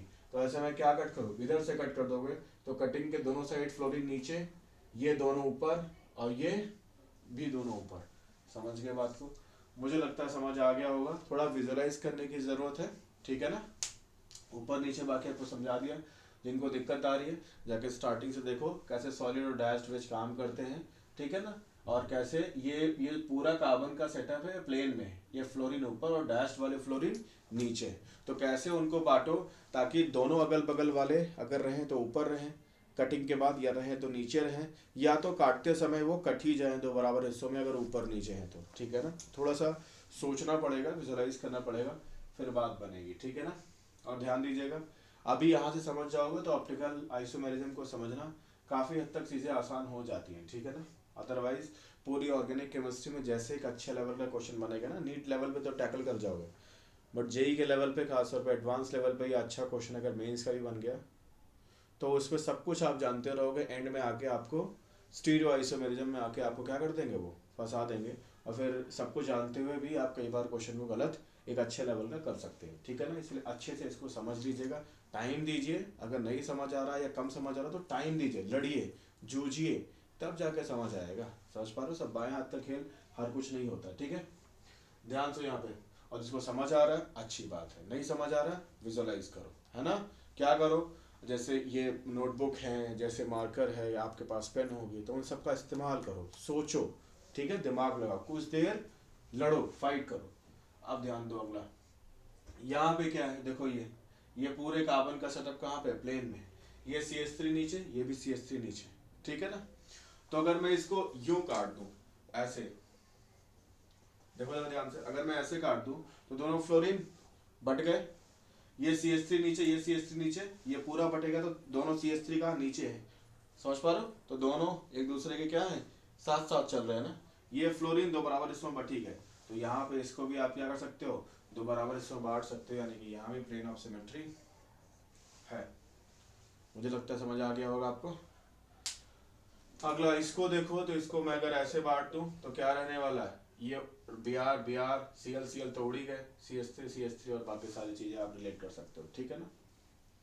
फिर देखो इस मॉलिक्यूल को देखो, ट्रायंगल बाइपिरामिडल को, आपने क्या किया, ये इसको यहाँ से काट दिया, देखो यहाँ से काट दिया, तो यहाँ से काटने से क्या होगा, ये Cl अलग अलग हो गए, मतलब दो बराबर हिस्सों में चले गए, ऊपर वाला Cl एक्सियल वाला और नीचे वाला Cl एक्सियल वाले, आप समझते होंगे। तो इसको भी दो बराबर हिस्सों में आप बांट सकते हो, यानी कि प्लेन ऑफ सिमेट्री है, ठीक है। इसको भी बाद में बात करते हैं, इसको पहले देख लो। यहाँ पे क्या है, सिस और ट्रांस एल्कीन आपके सामने है, तो जरा ध्यान से देखिएगा। सिस और ट्रांस एल्कीन में अगर बात की जाए तो आपको पता है एल्कीन का पूरा सेटअप ये डबल बॉन्ड, ये कार्बन, ये H, ये सब क्या है प्लेन में, ये सब कहाँ है प्लेन में। तो जैसा मैंने आपको बताया प्लेन में काटना सिखाया था ना अभी आपको, मान लो ये प्लेन में है ना, ये प्लेन में है, और प्लेन में अगर मैंने काट दिया चीज़ों को तो क्या होगा, दो बराबर हिस्सों में आप इनको ऐसे ध्यान दो, ऐसे दो बराबर हिस्सों में ऐसे, इनको देखो ना, नोटबुक है ये, इसको आप दो बराबर हिस्सों में क्या कर सकते हो, बांट सकते हो ना, एक ऊपर एक नीचे। अगर यहाँ से आप कट करो, इस जगह से अगर कट करो, ठीक है ना, तो आपका एल्कीन जो है वो क्या है, प्लेनर है, तो आप उसको दो बराबर हिस्सों में क्या कर सकते हो, बांट सकते हो। समझ पा रहे हो, प्लेन में ही काट दो, भले ही किधर भी हो प्लेन में ही काट दो, तो दो बराबर हिस्सों में कट ही जाएंगे ना। इसकी बात करो तो एक आप ऐसे काट सकते हो, इसको ऐसे नहीं काट सकते थे, क्योंकि ऐसे जब काटते इस एक्सिस, ये इस पैटर्न में जब काटते तो ये CH3 और ये H नहीं दिक्कत हो जाती, ठीक है ना। तो इसको सिर्फ प्लेन में ही काट सकते हो, लेकिन इसकी अगर बात करो तो एक ऐसे भी काट सकते हो और एक प्लेन में भी काट सकते हो, क्योंकि प्लेन में प्लेनर है तो फिर 2 बराबर हिस्सों में तो कट ही जाएगा जब पूरी प्लेन को आप 2 बराबर हिस्सों में ऐसे काटोगे तो। समझ आ गया होगा मेरे ख्याल में। तो इसको 2 पैटर्न पे काट सकते हो, ट्रांस वाले को एक ही पैटर्न पे काट सकते हो जो गिवन सेटअप आपके पास अवेलेबल है उनमें से। अगला इसको देखो जरा ध्यान से, चलो पहले ये कर लो। देखो आपके पास ये साइक्लोब्यूटेन है, उसमें कुछ ग्रुप्स लगा रखे हैं। अगर मैं इसको ऐसे काट दूं, ये देखो ये ऐसे, तो इससे क्या होगा, ये H और Cl ऊपर नीचे थे उड़ जाएंगे, ऊपर से नीचे में चला रहा हूँ, ऊपर से नीचे में चला रहा हूँ, तो H और Cl ऊपर नीचे से कट जाएंगे, ये भी H और Cl, अरे भाई दोनों H, दोनों ही कार्बन के H ऐसे होगा ना, ऊपर ही होगा, समझ पा रहे हो, दोनों H क्या होगा, ऊपर ही होगा। तो जब एक कटेगा तो दूसरा भी तो कटेगा, दोनों Cl नीचे ही होगा तो जब एक कटेगा तो दूसरा भी कटेगा, समझ पा रहे हो। जैसे आपकी चारपाई हो ना, चारपाई हो या बेड हो, तो उसमें क्या होगा, अगर आप देखो ना ध्यान से, तो क्या है, मान लो डायगोनली 2 कॉर्नर्स पे आपने 2 पोल्स लगा दिए, तो एक पोल को अगर ऊपर से नीचे काटोगे तो दूसरा दूसरा पोल भी डायगोनली कट ही जाना है ना, वैसे ठीक वैसे नीचे वाला भी हो जाना है। मुझे लगता है समझ आ गया होगा, बहुत बढ़िया, अच्छा है। तो ये सब हो गए, तो कैसे इनको कट करोगे, ये सब में प्लेन ऑफ सिमेट्री से। चला यहाँ देखो, इसके भी ऑर्थो पे ग्रुप है, इसके भी ऑर्थो पे ग्रुप है, आगे चल के बाईफेनाइल, इसको बाईफेनाइल सेटअप पे आप सब्स्टिट्यूट किया आपने ग्रुप को, तो आगे चल के डिटेल में बातें करेंगे। अभी थोड़ी सी सुन लो बस, कि जब ये इसको 2 बेंजीन आपस में जोड़ी होती हैं इस गिवन सेटअप में, तो इसको बाईफेनाइल बोलते हैं। इसके भी ऑर्थो पे सब्स्टिट्यूएंट है, इसके भी ऑर्थो पे सब्स्टिट्यूएंट है, समझ पा रहे हो। तो ऐसे में जब ये दोनों के ऑर्थो पे सब्स्टिट्यूएंट होते हैं तो फिर ऐसे में क्या होता है, यहाँ पे रिपल्शन बहुत ज़्यादा हो जाता है, इसको हमें कम से कम कर रहा है। तो होता क्या है, ये दोनों रिंग होनी तो चाहिए प्लेन में, क्योंकि सारे sp2 हाइब्रिडाइज है रिंग के कार्बन, तो प्लेनर होनी चाहिए, मतलब दोनों रिंग को एक ही प्लेन में ऐसे होनी चाहिए, समझ पा रहे हो। ये देखो मैंने ये प्लेन दिखा दिया, दोनों को ऐसा होना चाहिए। बट यहाँ पे ऑर्थो के रिपल्शन बहुत ज्यादा होंगे, दोनों ऑर्थो आपस में क्या कर रहे हैं, लड़ रहे हैं, ग्रुप्स क्या कर रहे हैं, फाइट कर रहे हैं, क्योंकि प्लेनर सेटअप है ना, तो दोनों फाइट कर रहे हैं। तो इस फाइट को बचाने के लिए क्या करना पड़ेगा, जो ये एक रिंग दोनों भी एक ही प्लेन में ना, तो एक ऐसी हो जाएगी, देखो ध्यान से, एक कैसी हो गई, यू इस पैटर्न पे। तो जो अभी ग्रुप आपस में ऐसे फाइट कर रहे थे ना, ऐसे फाइट कर रहे थे, जब एक रिंग यू परपेंडिकुलर हो गई ना पहली वाली रिंग से, ये सेम प्लेन में नहीं रह गई, तो इसके ग्रुप्स भी अब क्या हो जाएंगे, इस वाले ग्रुप के ऑर्थो सब्स्टिट्यूएंट से दूर हो जाएंगे ना, तो जिस पैटर्न पे रिपल्शन क्या हो जाएगा, कम हो जाएगा। तो ऑर्थो सब्स्टिट्यूएंट जब होते हैं तो एक रिंग क्या हो जाएगी, प्लेन से, इस वाली रिंग के प्लेन से परपेंडिकुलर हो जाएगी। तो जो अभी ये, इसको ऐसा समझो ना कि अगर ये वाला, ध्यान दो, अगर एग्जांपल मैं आपको दूं, तो अभी दोनों कैसी थी, अभी दोनों ऐसी थी, अभी दोनों कैसी थी, ऐसी ऐसी, और अब क्या हो जाएगी, अब क्या हो जाएगी, एक आपकी ऐसी रहेगी और दूसरी ऐसी हो जाएगी, समझ पा रहे हो। तो अगर अब मैं काट दूं इसको, कैसे काट दूं, जरा ध्यान से देखना, अब मैं इसको काट दूं यूं, कैसे चलाऊं, ध्यान देना, ऊपर से नीचे की तरफ मैं काट रहा हूं, ऊपर से यूं ऐसे ऐसे काट रहा हूं, ऊपर से नीचे की तरफ मैं काट रहा हूं, ऊपर से नीचे की तरफ काटूंगा तो ये 2 बराबर हिस्सों में बढ़ सकती है, और ये वाली भी बुक नोटबुक 2 बराबर हिस्सों में क्या हो सकती है, बढ़ सकती है। तो ठीक वही पैटर्न यहाँ भी है, कि जब इसको मैंने क्या कर दिया, ये देखो, ये इसको मैंने प्लेन से परपेंडिकुलर कर दिया, क्या कर दिया, प्लेन से परपेंडिकुलर कर दिया, और फिर यू का जब इसको परपेंडिकुलर करोगे ना, तो यू ये ऐसी हो जाएगी कुछ ना, ये ऐसी हो जाएगी इस प्लेन में। तो इस प्लेन को जब ऐसे काटूंगा ना, मैं ऐसे काटूंगा, ध्यान दो, ऐसे काटूंगा, तो दोनों CH3 बढ़ जाएंगे, पूरी बेंजीन बढ़ जाएगी, और ये Cl और OR तो इधर हो जाएंगे ना, Cl इधर तो OR इधर, तो ये भी 2 बराबर हिस्सों बढ़ जाएंगे, यानी कि यहाँ भी क्या हो सकती है, प्लेन ऑफ सिमेट्री हो सकती है। मुझे लगता है समझ आ गई होगी, ठीक है ना। बाकी बाईफेनाइल्स के बारे में आगे भी कहानी करेंगे, ठीक है। आगे चलते हैं, नेक्स्ट कुछ और भी कहानी करते हैं, बना लो इन सबको, कॉपी कर लो। अब भाई हम सेंटर ऑफ सिमेट्री की तरफ बढ़ रहे हैं, और ये कहानी क्या बताता है, centre of symmetry, same atom और same group placed equidistance from an imaginary point, ठीक है ना, मतलब जो सेम ग्रुप्स हैं किसी एक इमेजिनरी पॉइंट से इक्विडिस्टेंस पे होने चाहिए, ठीक है ना। Applicable for each atom of the molecule and only in 3D, ठीक है ना, ये 3D में एप्लीकेबल है। फिशर प्रोजेक्शन के बारे में बात करेंगे, जो 2D में डील करता है, इसलिए उस पर ये एप्लीकेबल नहीं है, ठीक है। जैसे यहाँ पे देखो, अगर मैं बेंजीन की बात करूँ तो H के ऑपोजिट H, H के ऑपोजिट H, H के ऑपोजिट H, ये सेंटर आपका है, ये वो इमेजिनरी पॉइंट है जिससे ये एच जितनी दूरी पे है उतना ही दूरी पे दूसरा एच है, तो ये क्या है, एक सिमेट्री मिल रही, ऐसे इधर ऐसे इधर, ठीक है ना। इधर देखो, अगर ये इमेजिनरी पॉइंट आपका होना चाहिए, अगर ये इमेजिनरी पॉइंट है तो इधर जितनी दूरी पे एच है उतनी दूरी पे क्या है, ऑपोजिट साइड में डायगोनली कौन है, सीएल है। तो यहाँ पे सेम ग्रुप्स नहीं आए, इसलिए यहाँ पे सेंटर ऑफ सिमेट्री नहीं होगी। समझ पा रहे हो, इस इमेजिनरी पॉइंट से देखो ना, इधर एच तो उसके opposite Cl, again same group नहीं आया, इसलिए सेंटर ऑफ सिमेट्री नहीं होगी। बट यहाँ पे देखो ये इमेजिनरी पॉइंट है, तो उससे जितनी डिस्टेंस सीएल की उतनी डिस्टेंस इस सीएल की, जितनी डिस्टेंस इस एच की है उतनी डिस्टेंस इस भी एच की, एकदम ऑपोजिट डायरेक्शन में, इसलिए ये क्या है, इसमें सेंटर ऑफ सिमेट्री होगी। ठीक है, ऐसे यहाँ पे देखो तो ध्यान देना जरा, अगर इसको मैं मान लूं इमेजिनरी पॉइंट, ठीक है ना, तो ये जो H ऊपर की तरफ है, ध्यान देना, ये पूरी ये जो रिंग है 4 कार्बन की, ये प्लेन में है, ठीक है ना।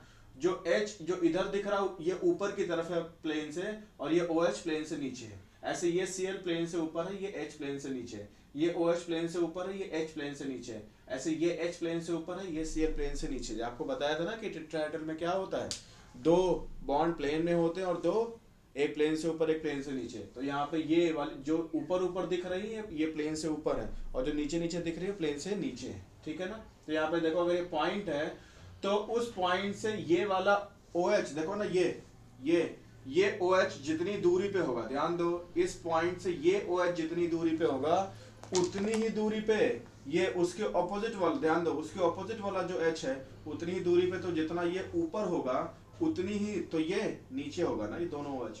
देखो ये मैं इनकी बात कह रहा हूँ, देखो ये इनकी बात, ये ऐसे मैं अगर प्लेस कर दूं ना, तो यहाँ पे इसको नीचे कर दे रहा हूँ, ये देखो ना, इसको नीचे कर दिया मैंने इस वाले कार्बन को, और इस वाले कार्बन को मैंने क्या कर दिया ऊपर, इस वाले कार्बन को मैंने क्या कर दिया ऊपर। तो एक नॉर्मल पॉइंट से जितना नीचे होगा उतना ही नॉर्मल पॉइंट से क्या है, ऊपर, इक्वल डिस्टेंस पे।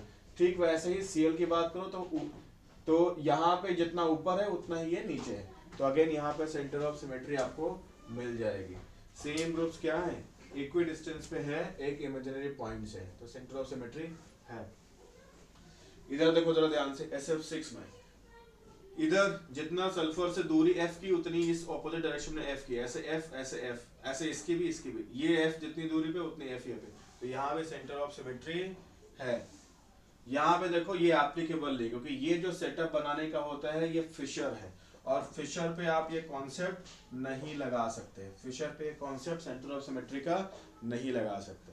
दूसरा सीन यहाँ पे देखो ये एक कहानी है सिस और ट्रांस आगे चल के डिटेल में बात करेंगे, अभी के लिए इतना समझ लीजिए कि अगर ये दोनों Cl देखो ना, ये प्लेन है तो इससे दोनों Cl कहाँ है, प्लेन से ऊपर है, तो ये सिस मतलब साथ साथ है। ये Cl देखो प्लेन से ऊपर है, बट ये Cl कहाँ है, प्लेन से नीचे है।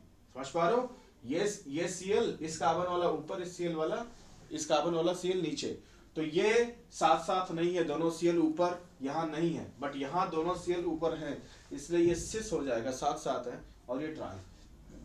अब जरा ध्यान से देखो, अगर मैं इसको एक इमेजिनरी पॉइंट मान लूं, इस पॉइंट को एक इमेजिनरी पॉइंट मान लूं, तो उससे Cl जितना ऊपर है उतना Cl यहाँ नीचे होना चाहिए था, बट नहीं है, इसलिए यहाँ पे सेंटर ऑफ सिमेट्री नहीं होगी। बट यहाँ पे देखो, जितना कार्बन इधर उतने कार्बन इधर, जितना O इधर दूरी पे उतना O इधर दूरी पे, सबका सही चल रहा था, बट ये Cl वाले जो ऑपोजिट नहीं हुए, इसलिए यहाँ पे बोलेंगे सेंटर ऑफ सिमेट्री नहीं है। ऐसे जब Cl नहीं होगा तो H भी तो ऑपोजिट नहीं हो पाएगा ना इक्वल डिस्टेंस पे।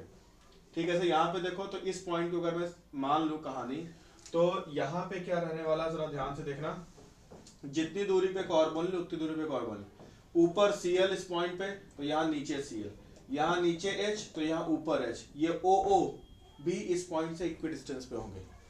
कुछ आया समझ में, मतलब जो जिन दो ग्रुप्स का कंपैरिजन कर रहे हो वो आपस में एक इमेजिनरी पॉइंट से इक्वल डिस्टेंस पे होना चाहिए। समझ पा रहे हो, तो ये OO इक्वल डिस्टेंस पे होना चाहिए, ये Cl जितनी दूरी पे है इस सेंटर से उतनी दूरी पे ये Cl होना चाहिए। जिनका कंपैरिजन कर रहे हो उनकी दूरियों की सिर्फ बात होगी। समझ पा रहे हो, चलो जल्दी से कर लो। तो इसलिए इसमें सेंटर ऑफ सिमेट्री है, बट इसमें नहीं है। एक दो एग्जांपल्स और आसान वाले जरा कर लेते हैं, इसको हटा करके, ठीक है, जल्दी बना लो जिनको बनाना हो। ठीक, सुनो, अब मैं अगर बात कह दूं आपसे AlCl3 या BF3 की बात कह दूं, ठीक है, ये F, इसका भी प्लेन ऑफ सिमेट्री तो था। अब देखो इसके अपोजिट कोई ग्रुप है तो कोई नहीं, इसके अपोजिट यहाँ पे कोई ग्रुप है तो नहीं है, इसके अपोजिट यहाँ कोई है तो नहीं है, तो यहाँ पे सेंटर ऑफ सिमेट्री क्या होगी, नहीं होगी। ठीक है, अगर मैं बात कर दूं NH3 की, तो NH3 की अगर बात करो तो देखो इसके ऑपोजिट कोई ग्रुप है, नहीं है, इसके ऑपोजिट कोई ग्रुप है तो नहीं है, तो सेंटर ऑफ सिमेट्री इसमें भी क्या है, एब्सेंट। समझ पा रहे हो, जल्दी से कर लो, फिर अगली कहानी लेके चलते हैं। ठीक है, बढ़िया। एक बहुत ज़्यादा इम्पोर्टेंट कहानी पे अब चलते हैं, और वो है RS सिस्टम, RS कॉन्फ़िगरेशन भी बोलते हैं, कुछ और भी नाम है, लेकिन शब्दों के साथ ज़्यादा नहीं खेलना है, पॉइंट पे आते हैं।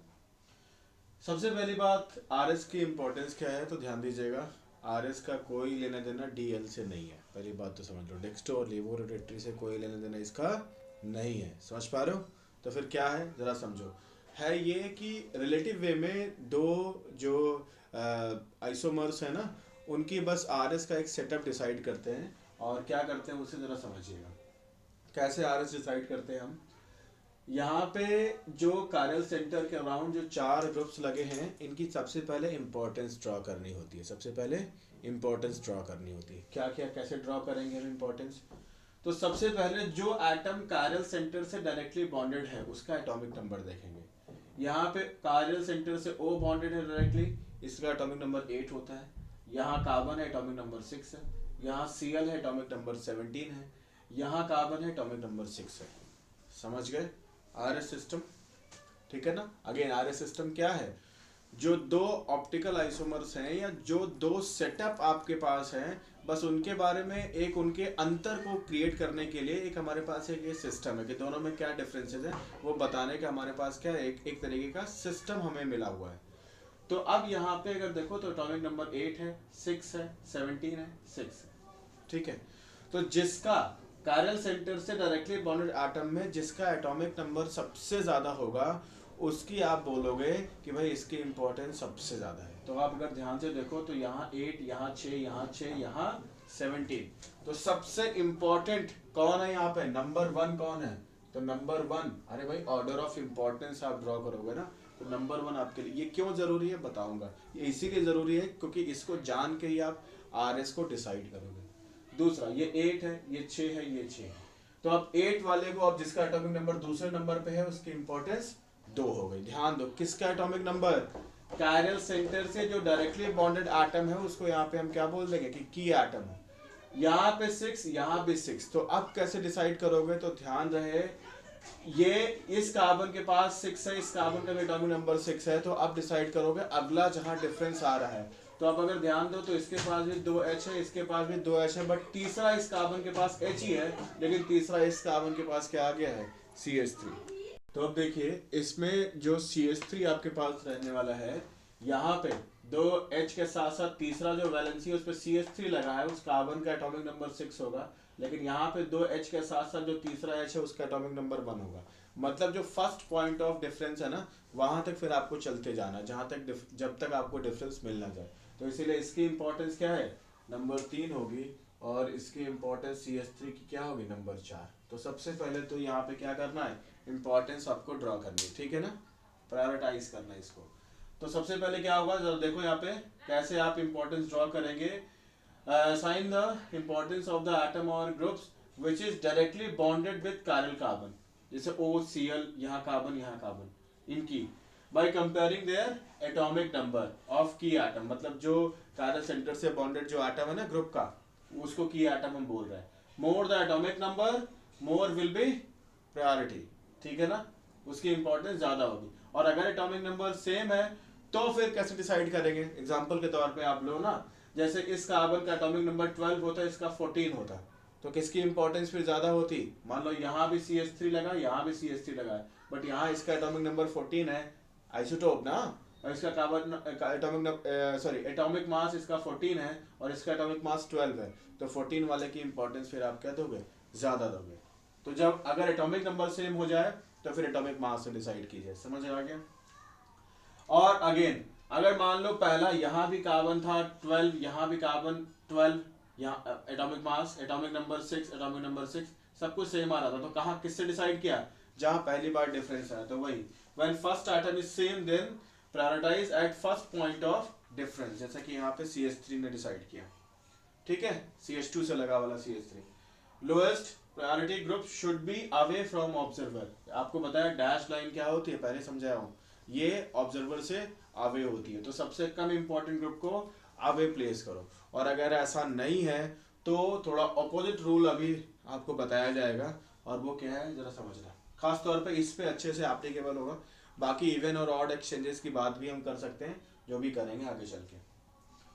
ग्रुप्स कंटेनिंग मल्टीपल बॉन्ड, तो उनमें कैसे आप प्रायोरिटाइज करोगे, जरा वो देखने वाले हैं हम। देखो, कार्बन ऑक्सीजन के बीच में अगर डबल बॉन्ड है, इसका मतलब क्या है, कार्बन को ऑक्सीजन से बॉन्ड बनाना था, लेकिन और ऑक्सीजन इसको नहीं मिले, तो इसने क्या कर दिया, मल्टीपल बॉन्ड बना लिया ना उसी गिवन ऑक्सीजन से। अगर उसको और ऑक्सीजन मिल जाएंगे तो क्या होगा, तो ध्यान दो, इस पाई बॉन्ड को तोड़ोगे तो इस कार्बन अगर पहले O से बॉन्डेड है तो पाई बॉन्ड तोड़ने के बाद भी वो O से बॉन्डेड होगा। मतलब C डबल बॉन्ड O किसके इक्विवेलेंट है, C से 2 O लग जाए, जिस O के साथ उसने डबल बॉन्ड बनाया है ना, तो इसका मतलब क्या, अगर 2 O उसके पास होते तो वो 2 O से सिंगल सिंगल बनाता। तो इस तरीके से उसको इक्विवेलेंट करना है। यहाँ पे ऑक्सीजन ने डबल बॉन्ड कार्बन के साथ बनाया है, तो अगर इस ऑक्सीजन की चलती अगर इसको और कार्बन मिलेगा तो एक पाई तोड़ करके एक कार्बन के साथ रखेगा, दूसरे कार्बन के साथ एक और बॉन्ड बना लेगा। तो यानी कि C double bond O equivalent है COOC, इसके इक्विवेलेंट है। मुझे लगता है समझ आ गया होगा। C डबल बॉन्ड C किसके इक्विवेलेंट है, ये पाई तोड़ोगे तो एक इसको और कार्बन मिलेगा और इसको भी एक कार्बन मिलेगा। C डबल बॉन्ड OH तोड़ोगे तो इसको देखो, ये तोड़ोगे ना तो एक O ऊपर एक O और नीचे मिल जाएगा, और इस O को क्या मिल जाएगा, जब पाई टूटेगा तो कार्बन मिल जाएगा। तो ये इसके इक्विवेलेंट है, ठीक है ना। इसकी कैसे अभी इंपॉर्टेंस ड्रॉ करोगे, एग्जांपल्स दूंगा तो अच्छे से समझ पाओगे, अभी थोड़ा तो मैं दिक्कत आएगी, ठीक है ना।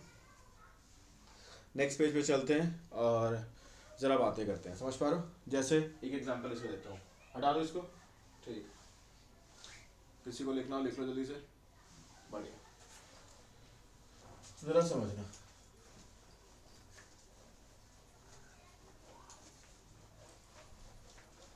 एक दो एग्जांपल्स ऐसे रहने वाले हैं।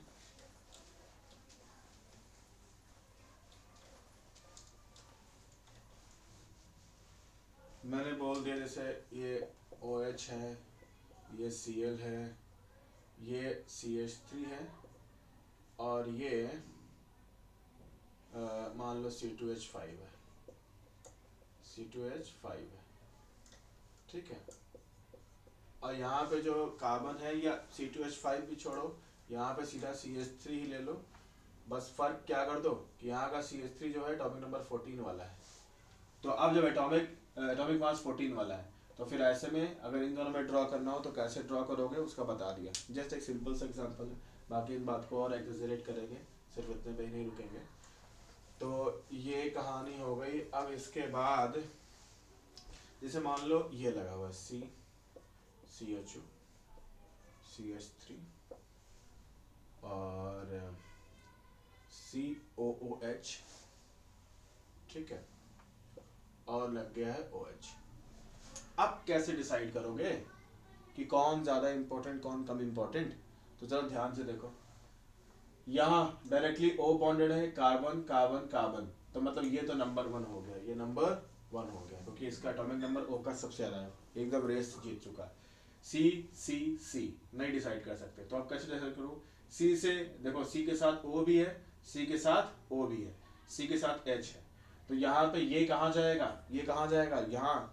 अब फर्स्ट पॉइंट ऑफ डिफरेंस पे यहाँ H है, इनके पास O है ना।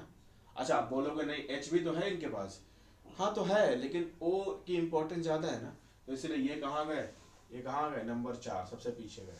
अब इन दोनों में ज़रा देखो कैसे कंपेयर करोगे, तो देखो जरा, C double bond O, H को आप क्या लिख सकते हो जरा बताना।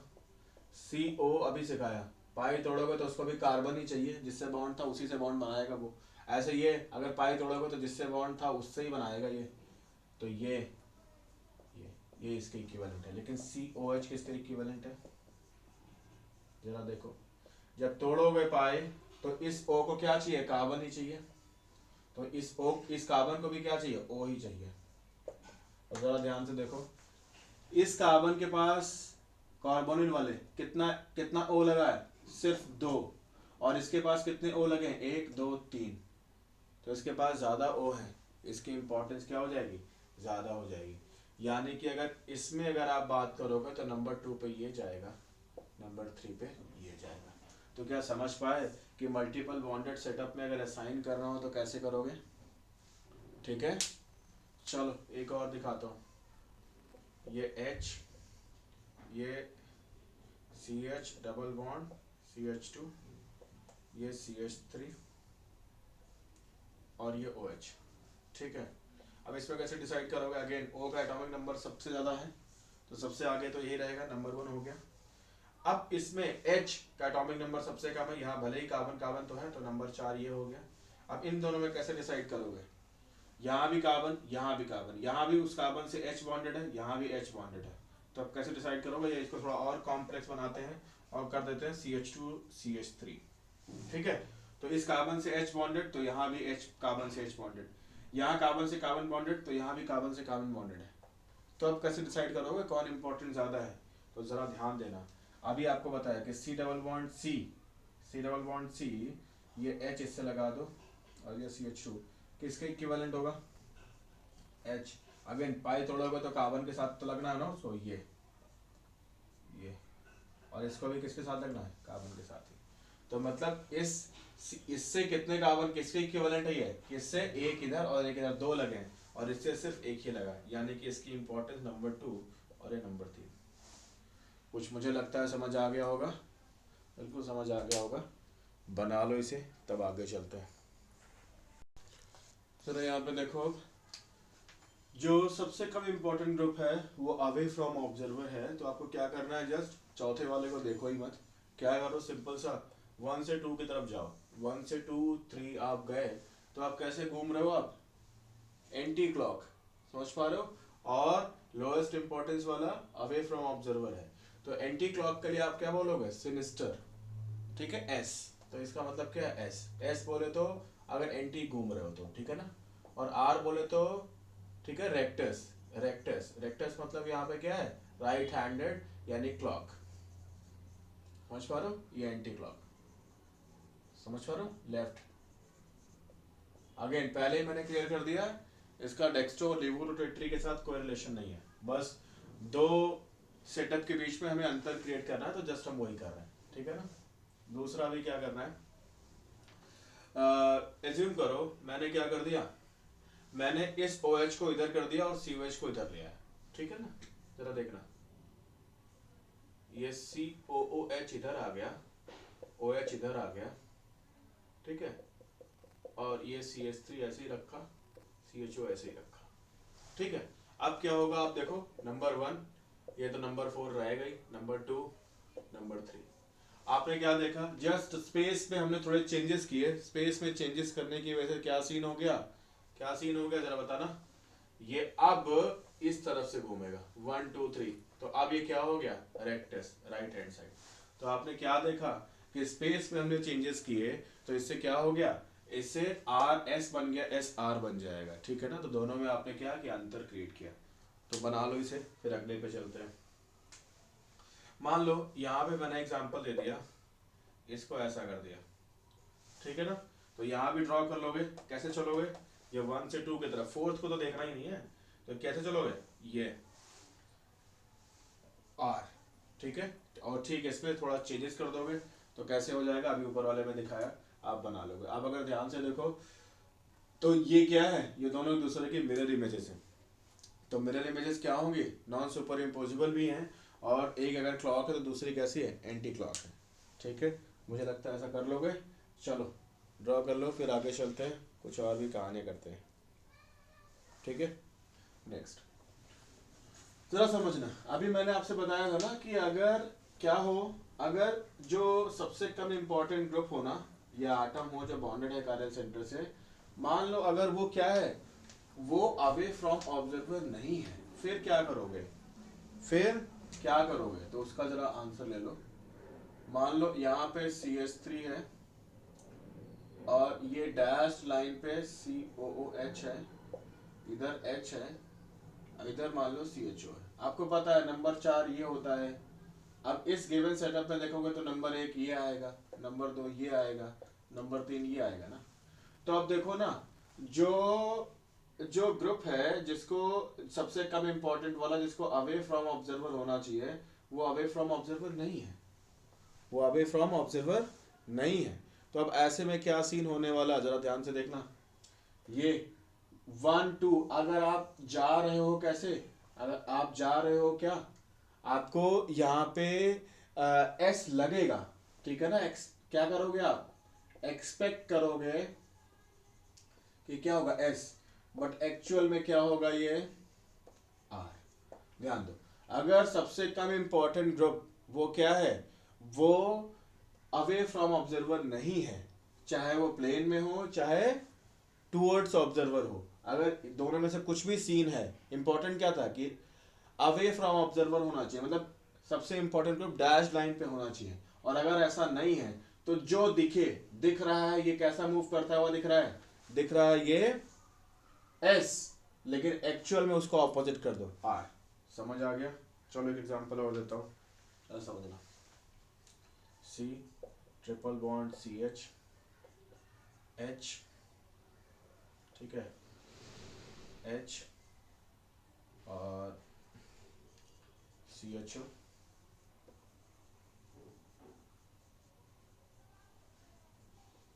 और सी ओ ओ एच, ठीक है। अब आपको पता है यहाँ पे क्या सीन चलने वाला है, सी से लगे ओ है ना, यहाँ पे सी से लगे ओ है, कितने कार्बन है ये इंपॉर्टेंट नहीं है, सी से लगा ओ है, तो नंबर 1 ये, नंबर 2 ये, नंबर 3 ये, नंबर 4 वो, डिसाइड करना सिखा चुका हूँ।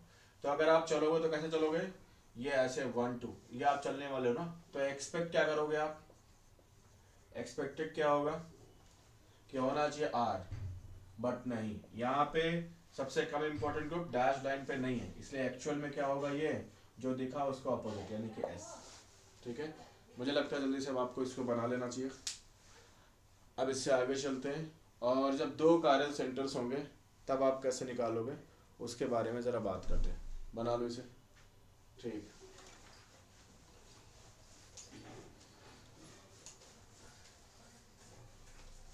या एक में ही एक और केस जरा देख लो, बॉन्ड लाइन रोटेशन के फॉर्म में। मान लो ऐसे गिवन हो, ठीक है ना, और ये कार्बन, ये H, ये OH, और ये ऊपर क्या लगा हुआ है, ये, समझ पा रहे हो, ये आपका पूरा सीन दिया हुआ है, ठीक है। तो आप क्या बोलोगे, नंबर 1 तो यही रहेगा, यहाँ कार्बन से कितने कनेक्टेड होंगे, इस कार्बन से एक इधर पाई तोड़ोगे ना, और इधर कितना कनेक्टेड होगा, एक इधर, मतलब ये जो कार्बन यहाँ वाला होगा ना जो कनेक्टेड है, ठीक है ना, तो वो एक ही तरफ सिर्फ कनेक्टेड है, इसलिए क्या होगा, ये नंबर 2 हो जाएगा, ये नंबर 3, ये नंबर 4। अगेन अब आपका क्या है, डैश लाइन पे आपका लोएस्ट इंपॉर्टेंस वाला नहीं है, इसलिए क्या दिखा आपको, दिखा क्या, एक्सपेक्ट क्या करोगे आप कि भाई ये आर होना चाहिए, बट एक्चुअल में क्या है, ये एक्चुअल में क्या है, ये एस, ठीक है, नोट कर लो इसे। चलो अब एक इस पैटर्न का भी जरा देख लो, बना लोगे इसे। अगर ऐसा दिया हो OH H CH3 और C2H5, अब क्या होगा, नंबर 1 ये 2 3 4। अगर ये फिशर वाली कहानी, कौन सी वाली है, फिशर वाली कहानी है, तो इसमें क्या करना है आपको, ध्यान दो, आपको जो लोएस्ट इंपॉर्टेंट ग्रुप है, lowest important group, lowest priority group को कहाँ होना चाहिए, बॉटम में। कहाँ पे होना चाहिए, बॉटम में, ठीक है ना। और अगर ऐसा नहीं है, if not then do this by even exchange, by even exchange, ठीक है ना। जैसे देखो यहाँ पे H ऐसा नहीं है, नीचे नहीं है, बॉटम पे नहीं है, तो हम कैसे करेंगे जरा देखना। ये H और OH को एक्सचेंज किया, तो H यहाँ पहुंचा, OH यहाँ पहुंचा, ठीक है, और इसको इनको एक्सचेंज कर दिया, तो CH3 यहाँ पहुंच जाएगा, C2H5 यहाँ पहुंच जाएगा। मतलब अब ये आपने क्या किया, दो एक्सचेंज किया, एक एक्सचेंज इनके बीच, एक एक्सचेंज इनके बीच। तो इवन एक्सचेंज अगर करोगे तो क्या रहेगा, कॉन्फ़िगरेशन रिमेन्स सेम, ठीक है ना। But on odd exchange, on odd exchange configuration becomes opposite। मतलब अगर ये काम जो आपने सर्कस बनाया है, अगर ये आप ऑड एक्सचेंज करके लेके आ रहे हो, मतलब जस्ट सिर्फ इतना कर दे रहे हो, एक एक्सचेंज एच को यहां किया और एच को यहां, तो क्या होगा, तो जो होगा, जो ये एक्चुअल में रहा होगा उसका फिर आपने ऑपोजिट सेटअप बनाया है। जैसे देखो यहाँ पे ये नंबर 1, नंबर 2, नंबर 3, ठीक है। तो आपने इवन एक्सचेंज करके इसको बनाया है, तो ये आप एंटी क्लॉक घूम रहे हो ना, एच को बॉटम में कर दिया जो कि कंडीशन है यहाँ पे, इसको आपने क्या कर दिया, एंटी क्लॉक आप घूम रहे हो, यानी कि ये एस है, यानी कि ये वाला क्या एस है। तो ध्यान दो, इवन एक्सचेंज के बाद, इस वाले सेटअप का इवन एक्सचेंज के बाद आप ये बनाए हो, तो अगर ये एस आया तो ये भी क्या है, एस ही है, ये भी क्या है, एस ही है। समझ पा रहे हो। जबकि इसका एक दूसरा सेटअप मैं बना के दिखाता हूं, और वो क्या रहने वाला है, ऐसा, ये H को बॉटम में, OH को यहाँ पे, CH3 को वही रहने दिया और C2H5 को वही रहने दिया। मतलब जस्ट एक एक्सचेंज किया। यहाँ पे कैसा एक्सचेंज है, ऑड ऑड, ठीक है, एक एक्सचेंज किया, सिर्फ बस HOH को आपस में बदल दिया। तो अब यहाँ पे क्या होने वाला, चौथे को तो देखते नहीं है, तो ये कैसे चल रहा है, R। तो आपने क्या किया, ध्यान दो, अब इसका तो यही होगा ना, R, ठीक है ना, ये R है, लेकिन ये क्या S है, तो आपने ऑपोजिट।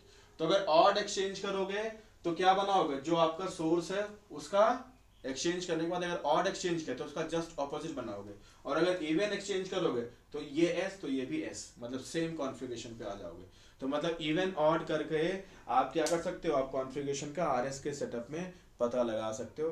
ध्यान देना इसको, ठीक है। इवन करोगे तो जो है वही एक्चुअल फॉर्म में आ जाएगा, और अगर ऑड करोगे तो उसका ऑपोजिट आ जाएगा, ठीक है ना। और H लोएस्ट इंपॉर्टेंट ग्रुप को कहाँ होना चाहिए, बॉटम में होना चाहिए। जल्दी कर लो।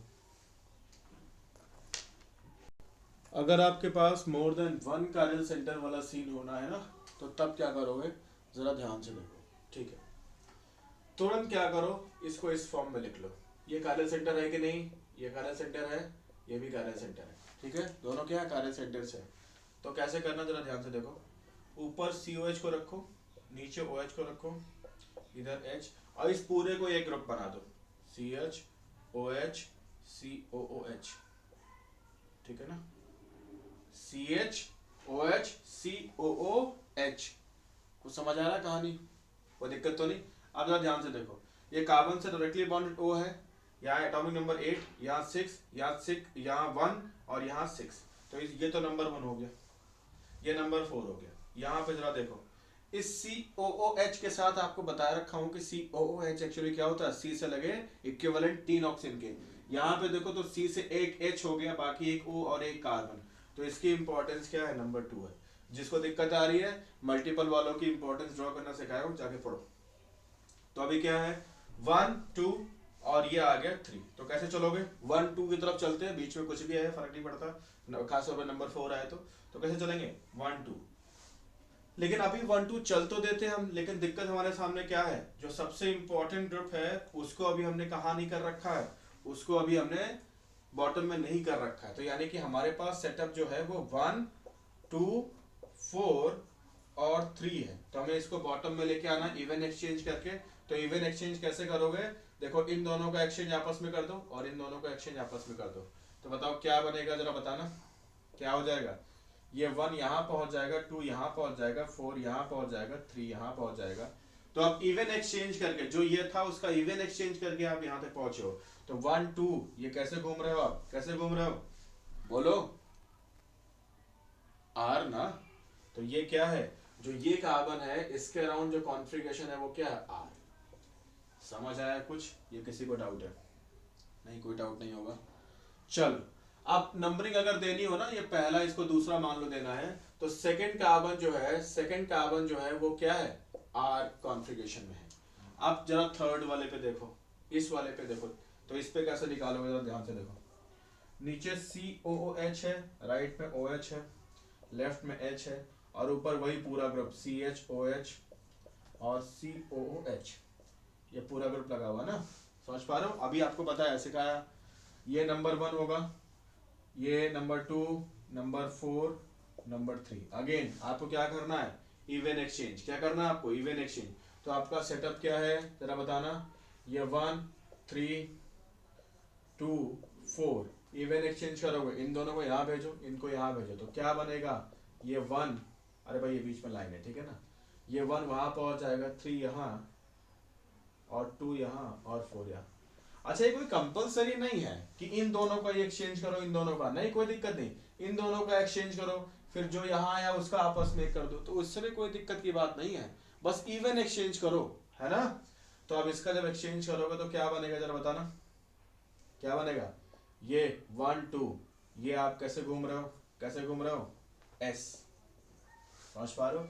मतलब ये थर्ड कार्बन कैसा है, S, सेकंड कार्बन कैसा है, R।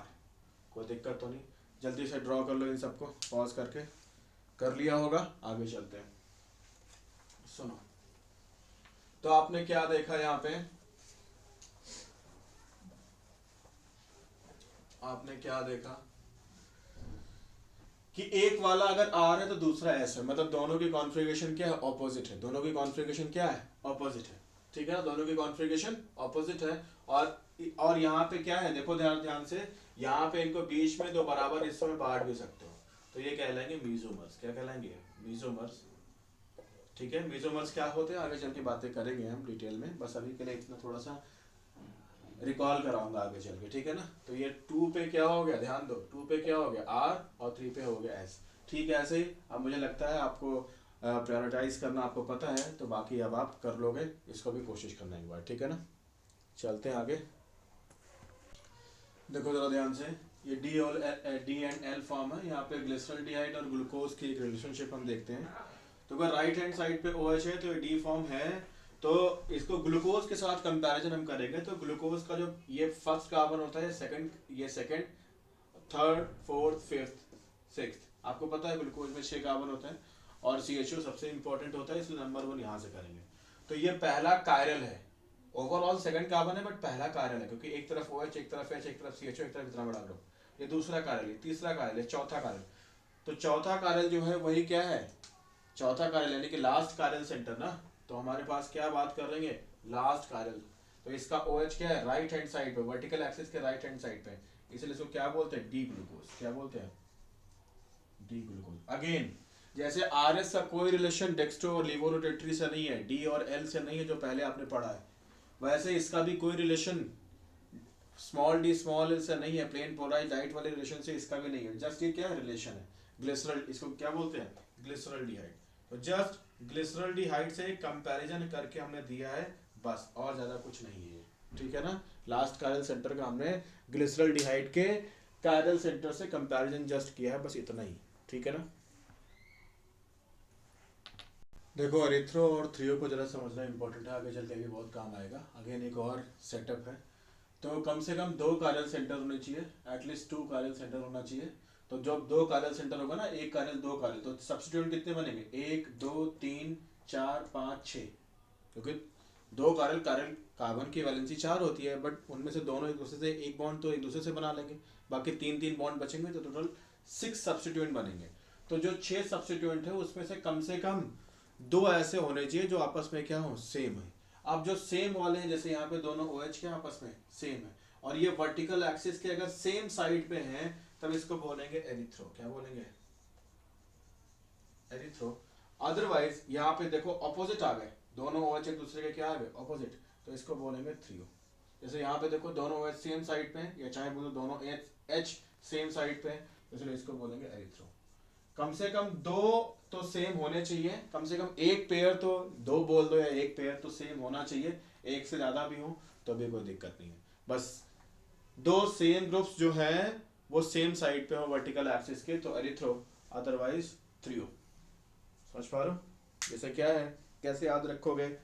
जो कई बार होता नहीं है, जो आपकी ओपिनियन से ऑपोजिट ओपिनियन रखेगा उसको आप क्या कहते हो? बाहर फेंक दो इसे, थ्रो हिम आउट। तो थ्रो थ्रू, मतलब जो अपोजिट वाला होगा वो थ्रो थ्रू, बाहर करो, थ्रियो कॉन्फ़िगरेशन। ठीक है ना? समझ पा रहे हो? ऐसे करके याद रख लो। ठीक है, बना लो इसे जल्दी से।